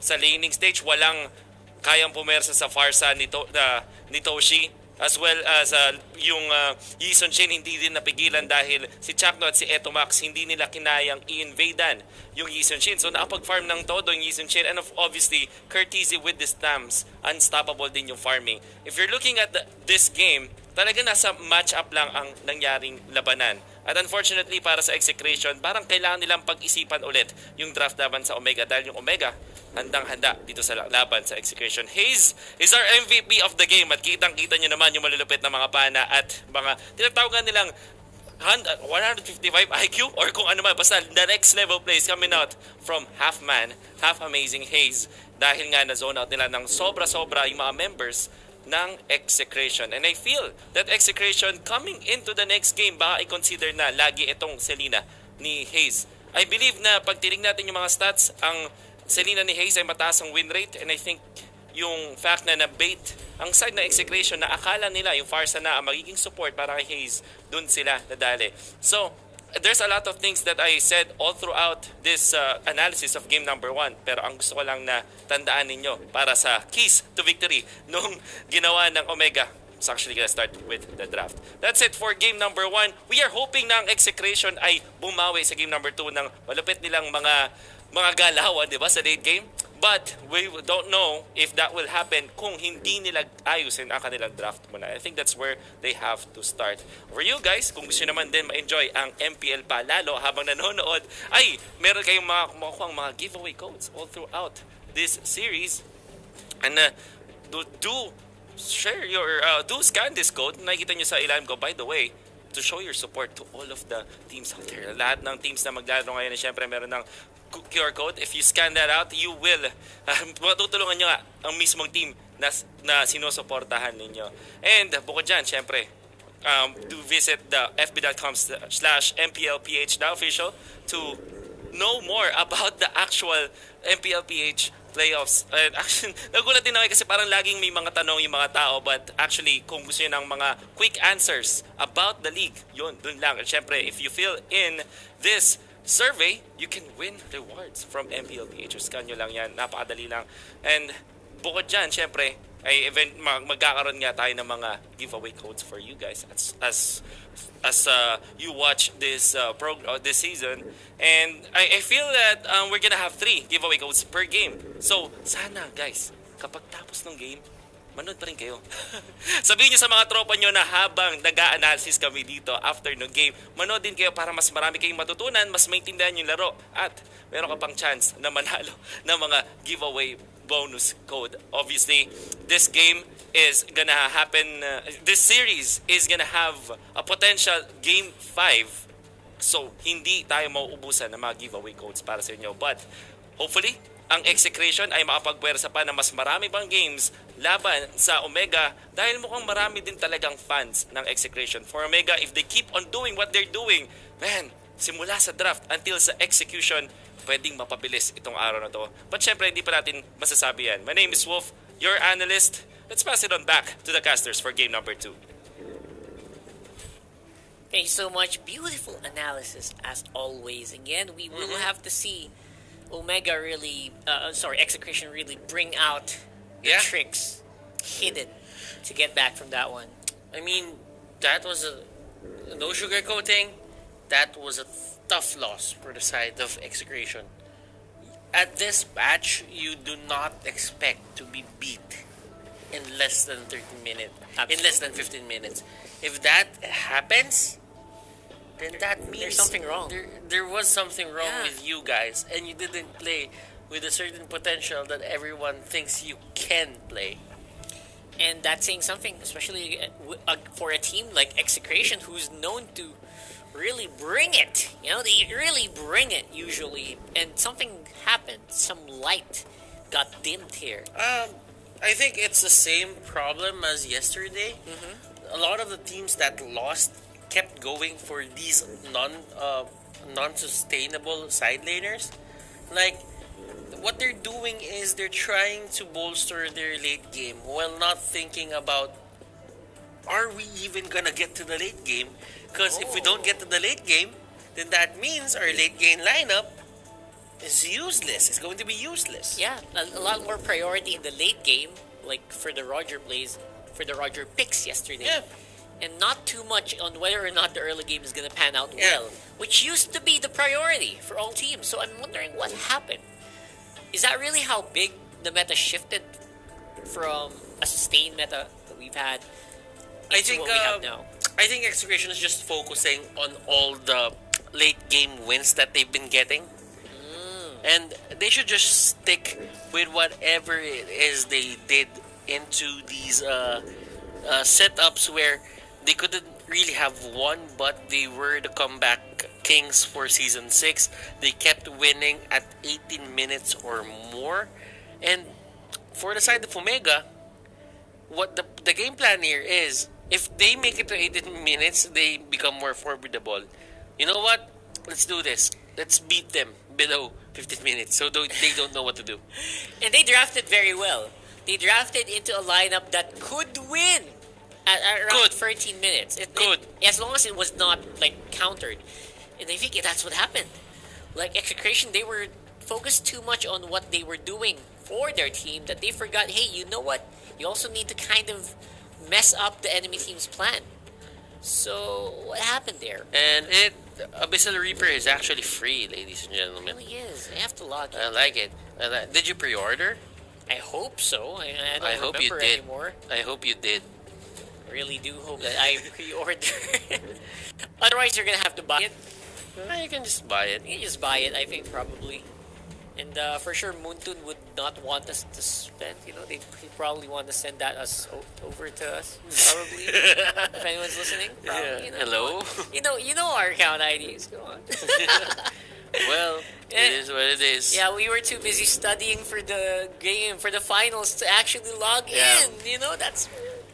I actually, you know what? I actually play from time to time. I don't play those. I don't play ranked. Right. For this certain, for this certain setup. For the playoffs, I didn't play ranked. Yeah, what did you one do? bit. I just kept on playing brawl. Oh, And I so you can get more heroes. Yeah, Random I heroes. try to understand why these heroes are good, and I've been getting a lot of Yu Zhong, I've been getting a lot of Khalid, and I really like the dynamic in which where I could see them in a way where I don't really have to take the full game.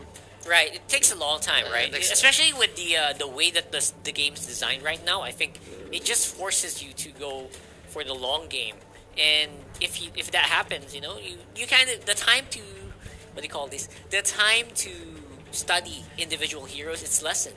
Yeah, so with that in mind, I've been playing, and I'm seeing a lot of these teams just going for these good picks. Now, I'm seeing Omega in a way where they did not pull off anything special.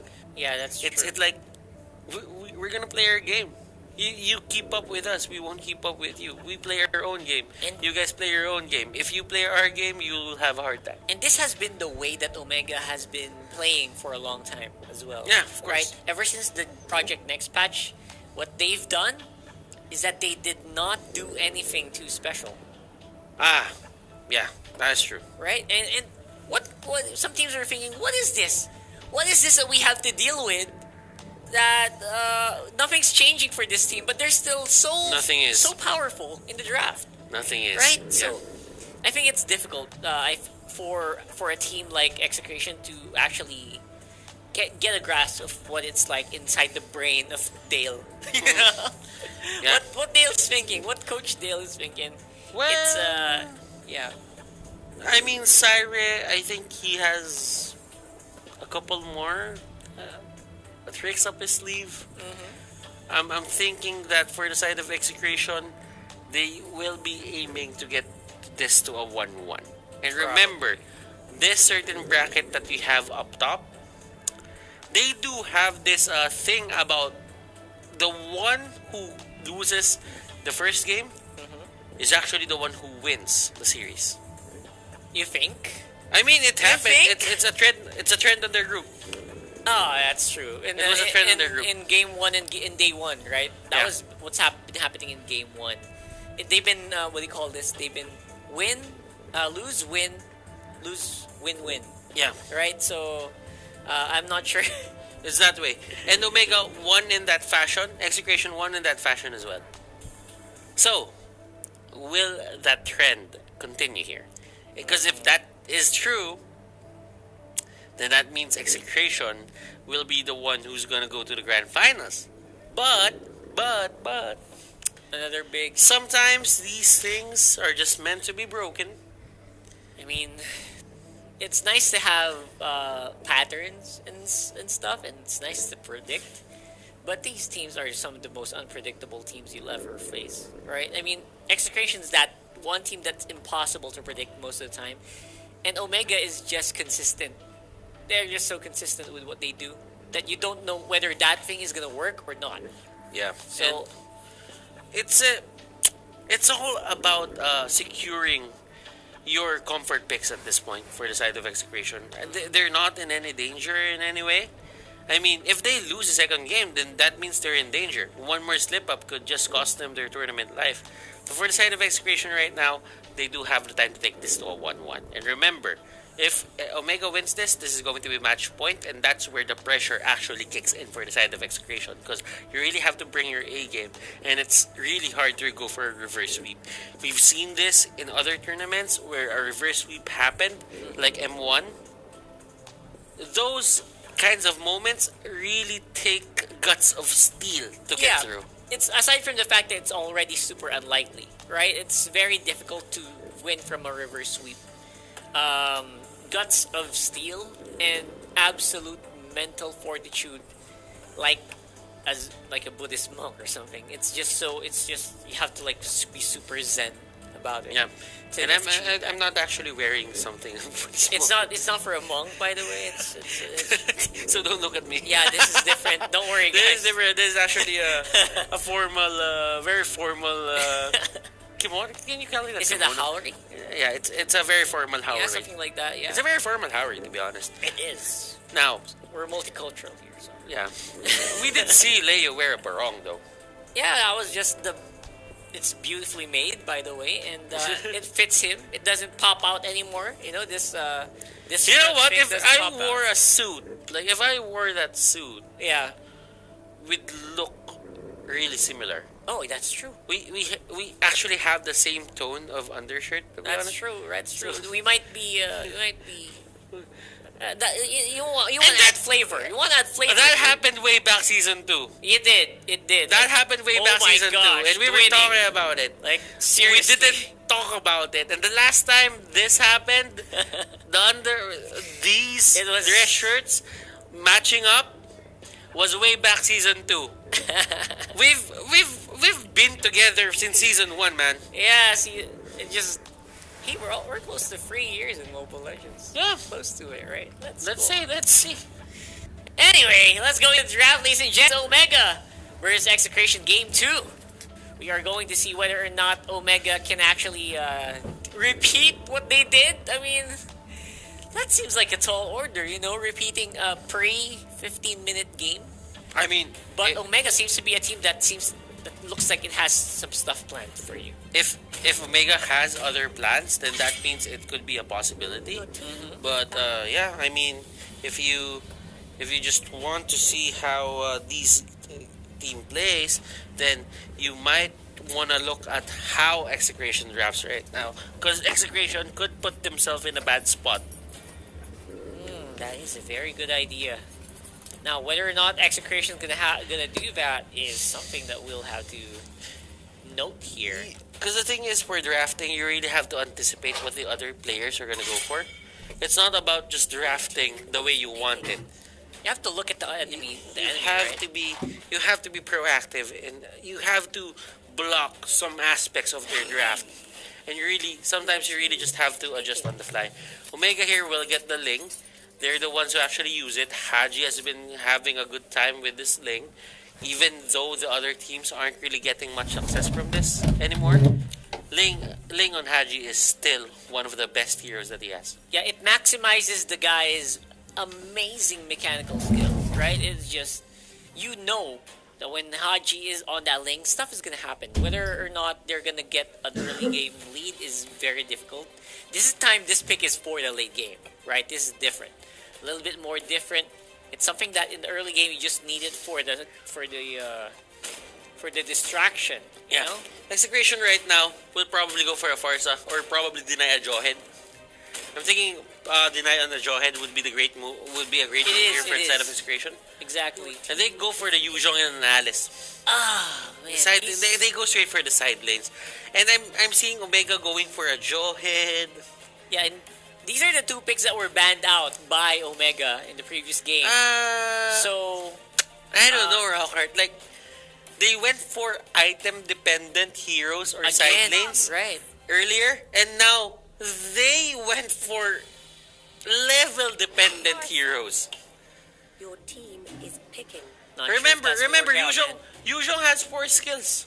He does. So that means you have to scatter your early points out, and if he gets to like level 12, that's the only time where his kit is gonna make much more sense. I mean, having 4 skills is good, but optimization for those skills is going to be really hard. And these are two heroes that I kind of expect to stay on their respective lanes for a long time. Before 5 minutes, they will not probably leave their lanes unless there's a big gank happening. This is not something that can defend well against an invade. So they still need to be careful if a Jawhead gets picked up here. Yeah. I think Jawhead is one of the picks that that Omega could do here. I don't think Execration is that jawhead. How do I say this? That jawhead aligned. Uh-huh. But for Omega, I feel that if Execration don't ban it, it's going to go to the side of Omega. Look at this. They look like they have 3 offlaners for Execration. Well, Execration played the jawhead last time they met with Signal Ultra. Yeah, they and did. it was actually Chaknu who went for the clutch play, and they have that capability. So Yeah. I think it's 50-50 for the jawhead right now. Absolutely. They can still pick it up if they want to. Yeah. They have a very tanky lineup. It's a lineup that has a lot of regeneration. These are 3 heroes that regen their HP almost like crazy. Alright, so very vulnerable to anti-heal. And they'll definitely need 1 more carry and 1 more tank for Exe. For Omega, this is just what we see day in and day out for these guys. Again, nothing too special for the Omega lineup. Well, they still have their Farsa. We don't know if that's going to be the side lane or the support. Yeah, we don't know if it's a Toshi or it's a Haze versatile Farsa. pick. It's a Exactly. versatile pick. Now, Hilda is still up for the side of Omega too. They could go for a Hilda. They could go for a Jawhead. But for the side of Execration, what do you ban out? Yes, these are very good questions, Butter. These are very, very good questions. And I'm not sure what they banned, but we'll probably find out in a bit. Probably find out in a bit, ladies and gentlemen. So, yeah, for the meantime, I think they kind of, we're gonna need to go into a bit of a hiatus on the pickings. Yeah. For the meantime, just chill out. I think Execration might have encountered some issues, so we'll wait for them to get back onto the horse. Yeah, man, let's see how will that draft pan out. I mean, it's not gonna change in any way anymore. Like, the first 3 picks are set in stone. Now, the second half of that, I think Omega will really need to, look out for the tanks that's gonna come out from the side of Execration. Like, they have the Yuzhong, they have the Yuzhong. What's the other picks? They have a Yuzhong, they have an Alice and Khalid. Alice and Khalid. 3 offlaners. I'm not sure who's. By the way, I'm gonna ask you that. Like, who do you think is gonna go offlane actually with those 3 picks? It could be the Alice. Alice and Yuzhong. Alice and Yuzhong. Well, Alice has a kit in which, in terms of off laning, it's in the defensive lane, it's a godsend. It really like is. flowing blood, the capability of going through walls, going through obstacles. That's a big thing in the off lane. I think Alice was just designed as an offlane hero. I mean, To he be was honest, he was a mid lane for the longest time. Yeah. And of course, since we are going to do a redraft because of the missed ban for connectivity issues, we will be going into a pause giveaway. Check it out. Code Hunters in the stream is definitely something that a lot of people might be looking out for instead, Instead of looking for it in the comment section, you know what? They'll just hope for a ban, or they'll just hope for a pause, and then they'll get new codes. That's funny. It's funny the way they said it. People used to really not like the pauses, right? But now every time there's a pause, you're gonna get codes on the bottom of your screen. So, what are you gonna do? Right now, you're in a checkmate. Right. Right now, you're in a checkmate, ladies and gentlemen. Why? You like watching the games, but there's a code when there's a pause. So do you what do you do? Watching, right? Do you want it to pause so you can have a code, or do you want to keep on watching and you're not getting a code and you're gonna get it in the solo analyst segment? You get extra codes for the pauses. The solo analyst is like a different set of codes, right? So go ahead, and you have time to go ahead and pick up those codes on the bottom of your screens. And clearly, having this certain setup in terms of drafting, I think the teams with the break in between, they can look at the bans and the last 2 picks, last 2 bans on both of their sides. They can think about it more. And when you can think about it more, and that only means that you can, just set the pacing up for the other team, and the other team can make the same adjustments as well. So you have to be very wary that whatever you're thinking right now, the other team is probably thinking about it too. Yep. Mind games in the highest level usually is what wins games here in the MPL. Because at some point, everyone is in the maximum potential of each hero. Right? Like, you use this... if for one team uses a Kufra, the other team is using a Kufra, they're almost the highest peak. So, hero usage is not the issue. Yeah. It's whether or not you can play the mind games right, you can play the draft right. Because people play it on the highest level already. It's a given. If you're on the MPL, it's already a given that you are the best of the best in terms of that hero. But you have to draft around those certain heroes. And that's where the battle happens. If you're the best in what you do, and your draft doesn't make sense, then you're just gonna get punished. And when you get punished, like what happened earlier, where May is known to be a good Leo mode player, but he did not have enough time to actually blossom into the Leo mode that he wanted to be by the 12-minute mark or 15-minute mark. Those are the things that will set you back, and those are the things that will make you lose your games. Basically, right? Like, that's a good example. He's like one of the top Leo mode players of the Philippines from before. And he picked one of the best heroes that he has, and it still didn't matter. It didn't matter because the draft indicated or dictated that, you know what, this hero is not supposed to go online early, and the enemy knows that. They picked heroes that could deal with it early on, which meant that the late game was not a possibility anymore for Execration. Ladies and gentlemen, please do bear with us as we have a redraft in progress. And remember, you guys are still watching MPLPH Season 6 Playoffs Semi-Finals number 1. We are going to have Semi-Finals number 2 after this. And tomorrow, it's going to be the battle for third and the Grand Finals. Now, they also have a little bit of a surprise happening for them. So what? That's a surprise. It's a surprise. That's a surprise for you guys. You have to watch tomorrow to get some new stuff. And we have a new guest as well coming in for tomorrow in the panel. I don't know if they're aware of that already, but we have some segments planned out for you as well. Do wait for that. And a lot of this is happening on both the English and the Filipino stream. By the way, we have a Filipino stream. If you prefer the Tagalog language, we do have that stream on the other on the official MLBB Facebook page with Manjin and Rob Luna. Okay, so with that out of the way, ladies and gentlemen, welcome to the English stream. We are shoutcasters. He's the anchor, Rockhart. That's that, exactly. I am the analyst, Butters, and this is going to be very interesting in terms of what these two teams can bring for game number 2. We did see their drafts. It was very balanced. They did not go for the aggressive drafting that both of these guys do. Because sometimes they just pick their course and not look back. That's fine. They just went. They just get the course, and then they just play the game. And I think that's important to note here.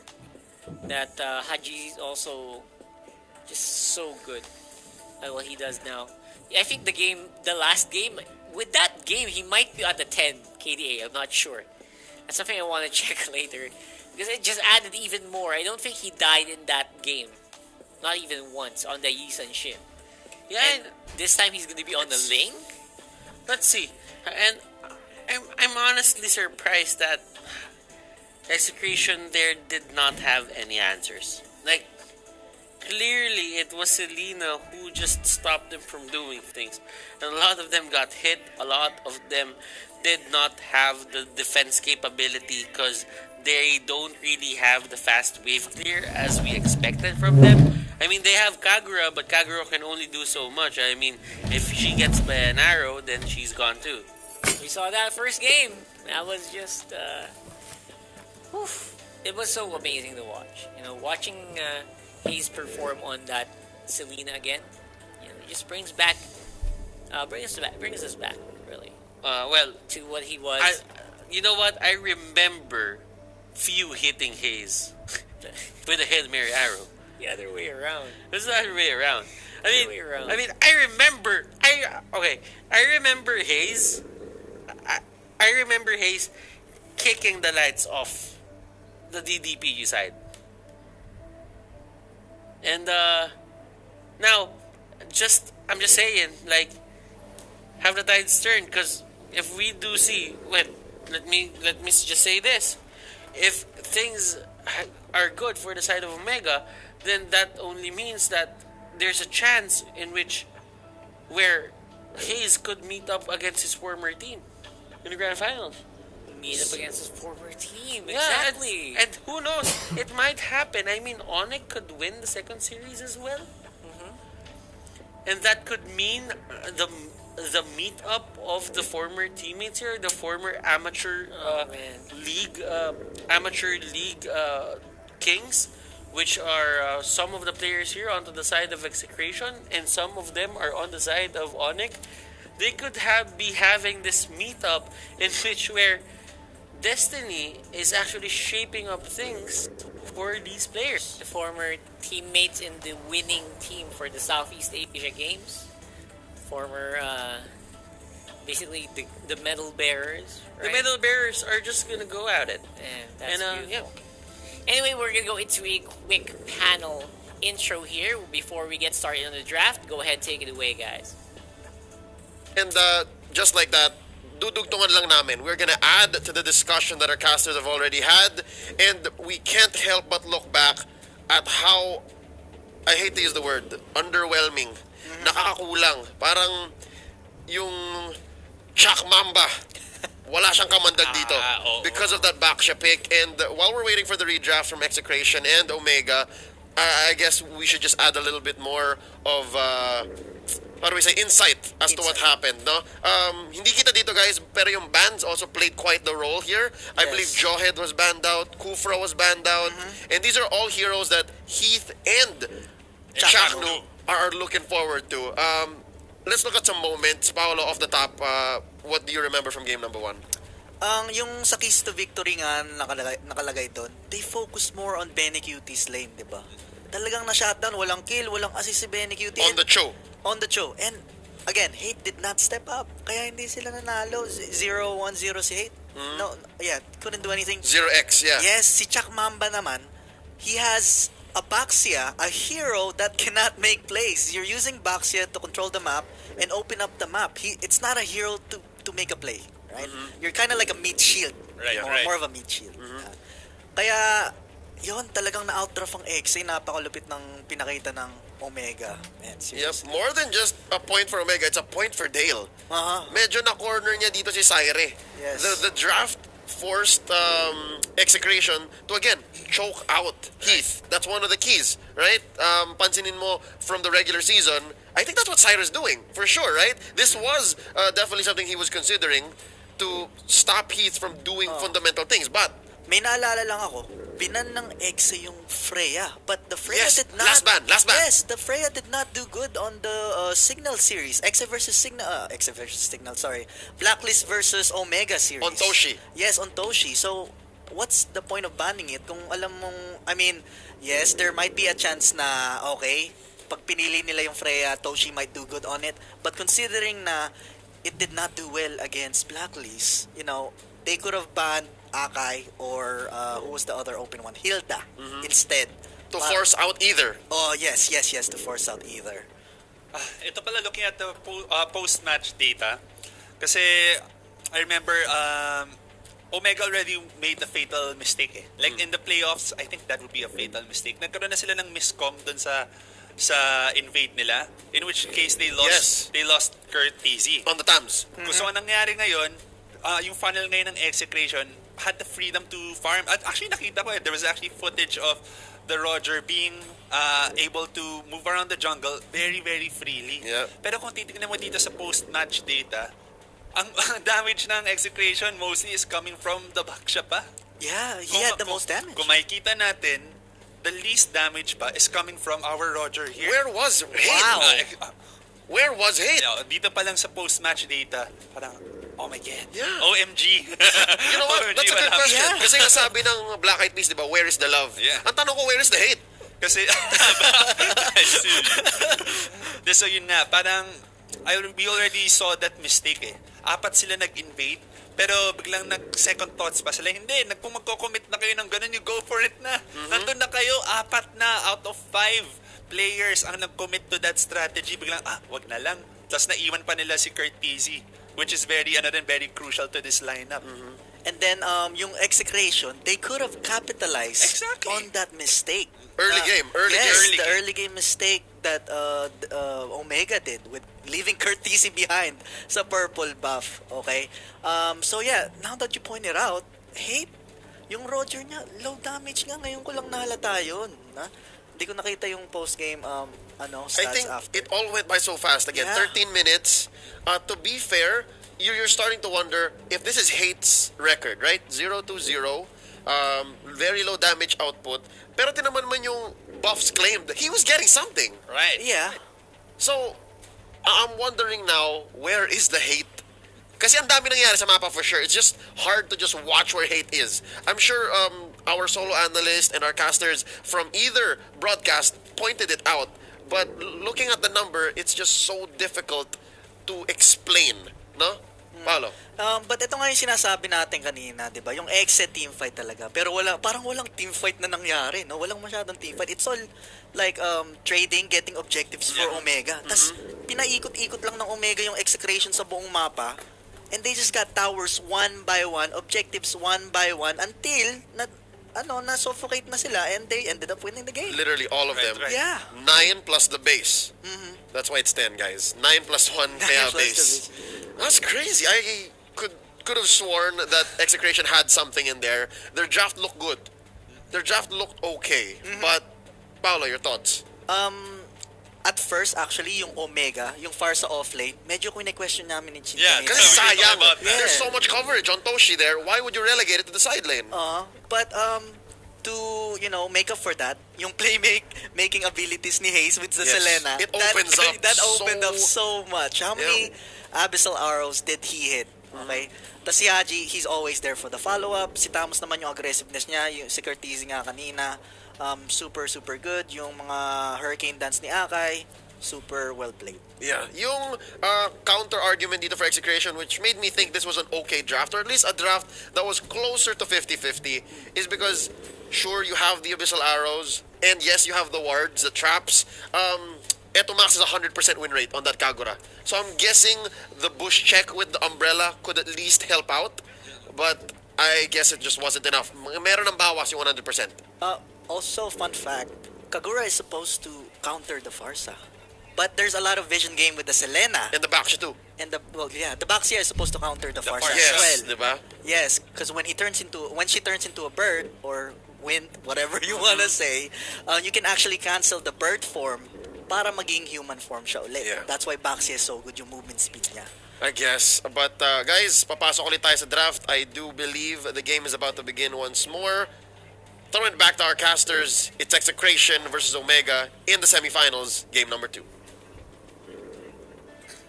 And we are back, ladies and gents. Starting off right straight onto the draft. Get great analysis from our panels right there. And they went through the game number 1, but right now let's focus more on the redraft that's going to happen in game number 2. Now, Execration, of course, everybody knows that they want to take this to a 1-1. Everyone knows. Everyone knows that. And how do you do that? You pick those heroes that are safe for the side lane and won't really punish you in the early game that much. I feel that Execration really had a chance at game number 1.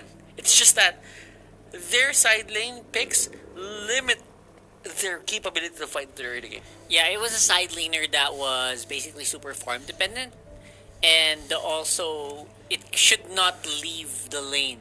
Well, right now on the first 3 picks of Execration, they have 3 possible offlaners. They have picked people that can sustain long for a long time. That these can also rotate if needed. Yeah. Compared to a Leomord, you know what? It's a difference. It's different comparing Alice to Leomord. Leomord really just needs to stay on the lane until he gets like 2 to 3 items before he fights. Alice can just clear the wave real quick and then move on.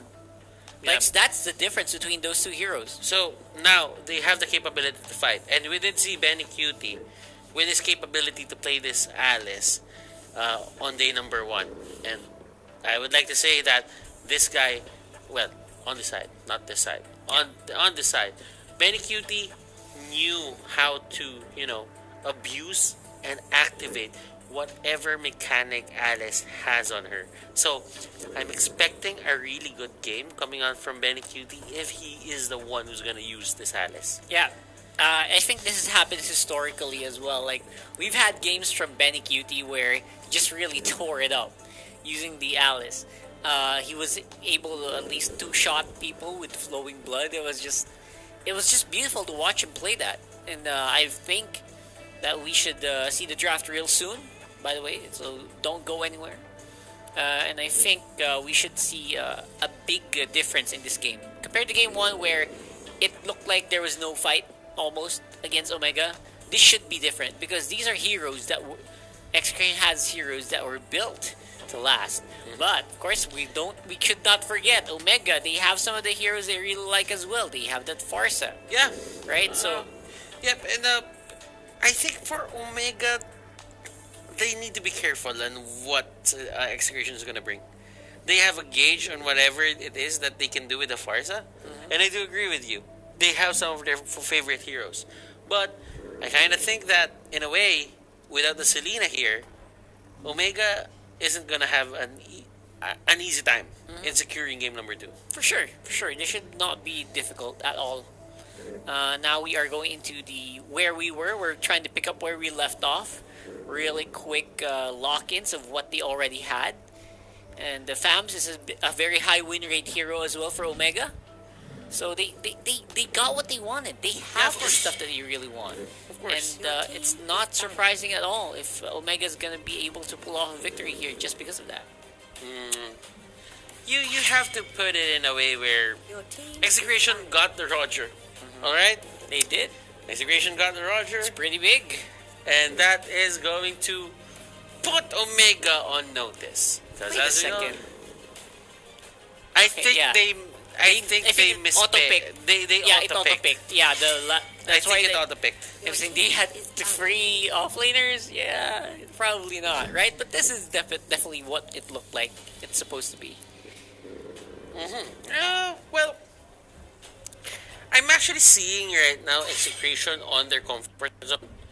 They secured their 3 cores, and now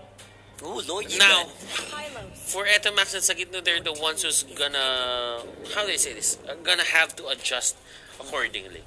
But I think for Execration, as long as their 3 cores are, how do I say this? Yeah, comfortable. They're not dazed about what will happen.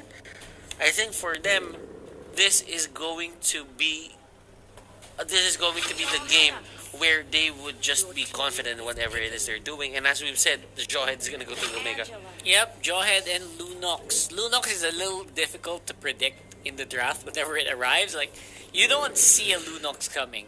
But it's one of those heroes that works very well against very tanky heroes because of the shred, right? Because of the percent HP damage going to that high loss, going to that Yu Zhong. Already know that it's also going to do some pretty serious damage to an Alice, so Benny Cutie also has to be aware of this.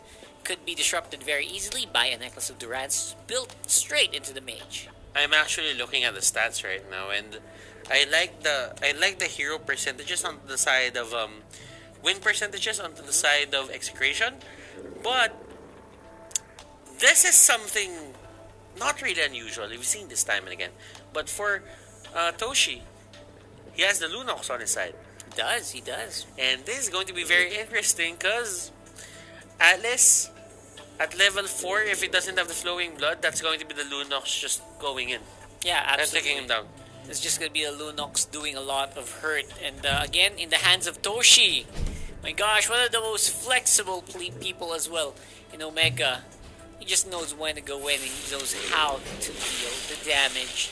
See if that's going to be happening here on game 2 here for Execration versus Omega in the best of 5, 1-0 so far. See if Execration can pull it back from Omega. Okay, so for the side of Omega, they are just staying into the mid lane, playing the favorite game of traditional 1-3-1. We've played this ever since Season 5, and we have no... How do I say this? We have no control over whatever it is that's going to happen till this day. And it's still here. It's still here. Look at what they're doing. They threw it back. So that side of Execration will have much late time in just getting those buffs. Absolutely. So the late game is going to be secured here, I think, for Execration, no matter what. But of course, they're gonna suffer a lot. This is no doubt. Execration will suffer in the early game still in this matchup. Look at Toshi. Toshi here is just zoning Betty Cutie out. And he knows that he has his capability. I mean, flowing blood isn't as... Oh, look at that. Flowing blood isn't as spammable as, those bolts. Yeah. So there's going to be a big focus here on whether or not Itomax can keep these lanes alive. Curtizi might be in trouble here. He get knocked down by Chakdu with first blood in this game. Looking good for Execration. Okay, so why did they go for the bottom lane instead of the top lane?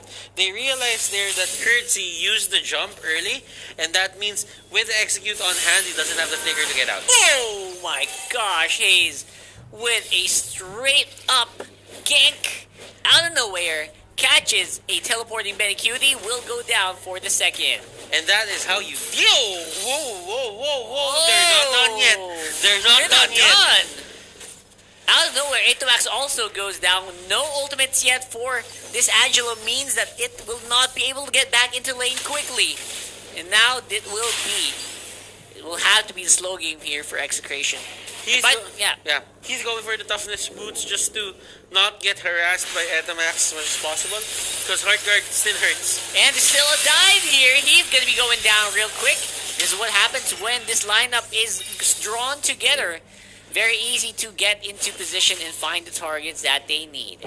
If only Hayes used that inverted airstrike earlier, that could have been something that Kate could have died at.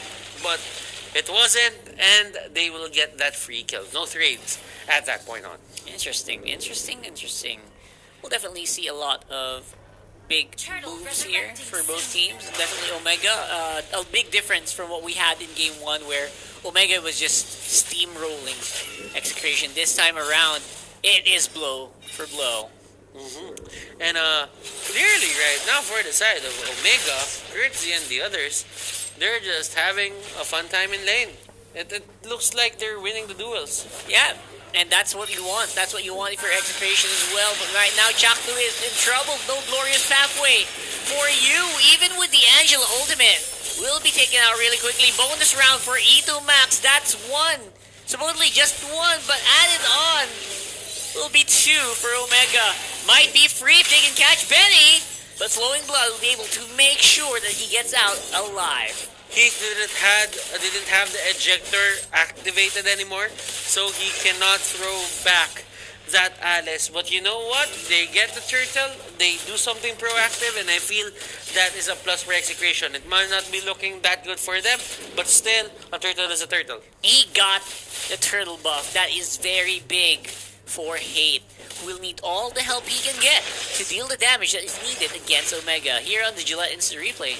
As you can see here, Shakdu trying to run away, but remember, that is the problem with Angela. Angela is capable of letting you live at those certain situations. But if you cannot live at those certain moments, then that only means that it's going to be a buy one, take one. Exactly. Bonus round right now. Benecutie, ultimate activated, will be putting Hayes down very, very low. But Toshi will be the next one on the target. A very scary Roger here, powered up by the Heart Guard. He will be able to do a bit of a crossover spin move there. It was actually more the idea of run away! Run away! That's exactly what happened, by the way. And he was able to do something. He threw He threw Hate into the tower, but of course he was still able to walk out of there alive just because of sheer firepower of this hero. Yeah, and Haji, did he steal that? Did Jacknus just steal that? No. Yeah, he did. He really did. He did. And he just went up straight to the face of Haji. Haji won't use the retribution on that monster. There you go.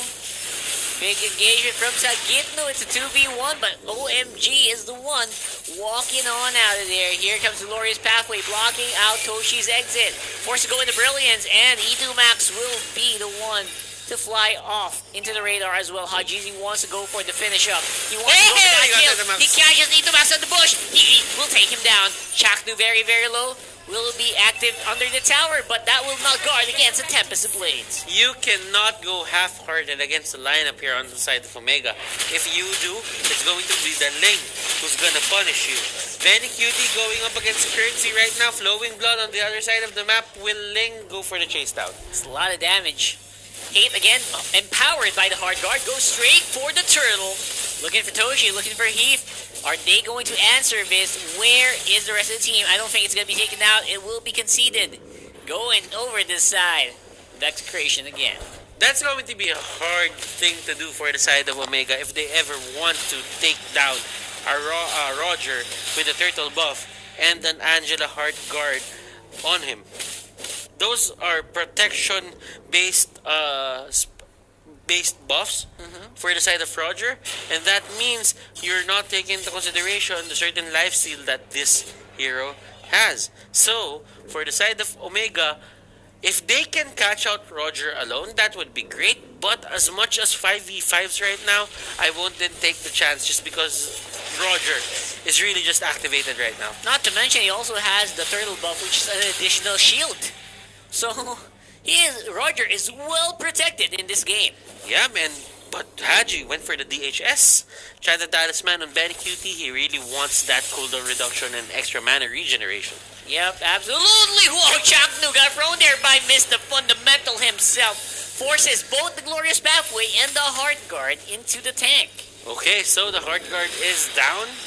They do not, Hate wouldn't have it. But he does have the turtle buff. And with that, they lost a window to fight. Yep, another 39 seconds of this turtle power going over the Hate. Will they do something about it on top lane? Curtizi will be the one on target, but looks like the tower is the agenda, not the hero. No more minions means it will not be pushed, but looks like they can still fight, even though they're taking all of this tower damage. You go back to the tower and you absorb it. But Heath does not have enough firepower to finish it off by himself. And will Haji go for it? I mean, if Haji could just jump from wall to wall right now, that would be great because Roger is at a very critical HP level. That's like a sliver of HP, like 1/4 of HP. And Hajizi, he chose to go for mid instead. They wanted to get a kill. They did take down Chaknu. But again, the Roger is just becoming scarier and scarier by the minute. And this is where the fun starts. Remember this, Rockheart. Whenever there is a certain thing happening here for the side of Omega, if you're gonna fight up against Execration, that means you're gonna fight. How do I say this? A buff Roger? Look at this. The buffed Roger is not even gonna need the turtle buff. Haji, you got my turtle buff? Go ahead. I will take you down. That is what Hate said. Hate cannot be stopped on the Roger right now. That is 2 for nothing. Basically, for just Sagitna going down earlier. In Execution, Hate is online. Ladies and gentlemen, this is the Hate we know. Haze up top. He's just gonna try and clear the wave as much as possible. There is a stun getting hit by that Farza. But for Benny Cutie, it's his job to just control the bottom lane. Yeah, he just needs to become that constant threat that if you don't respond to me, I'm gonna push your towers. So it's always getting a lot of attention from Omega. And it's working out very well for Execration because of that. Yeah, I do agree. Like, considering that Kurt needs to go to the bottom lane to answer it, it's like you're putting a hero that can fight, is able to fight, in the leagues of an Alice that has late game scaling by the stacks. Yeah, it's a pain to walk if you're a FAMS, right? Yeah. Oh, what a throw under the tower! Chakno will be taken down there. Beautifully done by Heath with the ejector, but the follow-up is just nowhere to be found. The hitters of Omega are just not ready to deal the damage yet. Sagitty though will be going for the hunt on Hajizi, and this will be another tower going down on top lane. Without any pressure from Execration, they are now in the lead. Things are starting to collapse onto the side of Omega here. What lead they had into the early game is now done by the time we reach the early game. And that's a good throwback. So get that. No more. Critical hit to Hajizi with the back and forth into the Tempest of Blades. Beautiful teamwork with Mr. from the middle Heath, but it's not going to be enough. Again, the members of Execration becoming tankier and tankier by the second in this match. And let's see how Haji decides to adjust accordingly. Like for the side of Omega here, they still have a chance to get back the lead, but Execration right now is in command. Oh, look at that. Benny Cutie will be thrown over. Not so much of a follow-up. Again, Omega looks like they're super hesitant to go in to Execration welcoming arms, and they are being super cautious at 11 minutes in the game. Let's see how will this game pan out. As you're seeing, there is a four-man scuffle here in the middle lane. There you go, Benny, Benny. You want in, we'll throw you in. That's what he said. But again, with the hard guard on this Alice, how do you even kill an Alice with a hard guard in the middle of a minion wave, absorbing everything? Look at that. Toshi's very low. Will not be given any chance to deal damage. This is starting to look like a cleanup coming in from Execration. They are unstoppable, even under that tower. No one dies, and it's a wipeout. And that is going to be the game. That is 100% going to be the game, ladies and gentlemen. And this is what Execration is capable of doing if they don't pick those late game side lane heroes. Scene zoned by Execration. 12-minute game, my friend. Return the favor. And, ladies and gentlemen, they are capable of doing that as well. Championship caliber teams have this killer instinct. And Execration just returning that favor. Yep, game 4 minimum for us, and we could not be happier, man. I feel like I'm just so glad finally we don't have a 3-0. We don't go home early. We'll see a fight. This is what we want to see. We want to see this game drag on into its maximum potential. We'll get that right here. You will get that indeed. But man, oh man, what a performance coming out from both teams. We are at a 1-1. Roger there just showing us why he is one of the best heroes in this meta. I like the adjustment that came out from Etomax, and that was really good adjustment onto the side of Execration. For the side of Omega, their lane just got beat. They did. I mean, that was just a different performance from what we've seen. Haji play on the Yisun Shin. The Ling, it worked very well for some parts, but it could not really go toe-to-toe with a Roger in the 1v1, in the full potential fight. Not to mention, unlimited the hard guard. Yeah. From the Angela. And let us see what will happen as we throw it to Wolf for the solo analyst segment. Number 1 mula sa Omega, Execration bumawi ng game number 2. Sinabi ng mga casters natin na parang diesel engine down na nag-init. And you can really feel that happening in game number 2. Dito sa ating draft, nakakatuwa na ang Execration ay nagpakita ng kakaiba. Yung mga tipong mga heroes na sila lang ang nagiging successful. Let's just say na ang Angela ay isang hero na kahit sinong namang team ay pwedeng gamitin. But we're happy to see Execration showing us something different in this game. If you're looking at the lineup of Omega, konti lang talaga yung kayang makapatay agad ng heroes, well, in the early stages. In the late game, surely Lunox, malakas ang burst niyan, and Farsa and Ling. Pero sa lane stage, mid-game, hindi nila kakayaning patayin si Chakno or si Sagitno or si Benny Cutie dahil sa tulong ng Angela ni Etomax. This is a defensive play ng Execration, pero ginamit nila in an offensive manner. Binigyan nila ng confidence boost si Hate at si Chakno. Imagine this, laging nagda-dive sila Hate at si Chakno na walang katakot-takot dahil sa tulong ng Angela.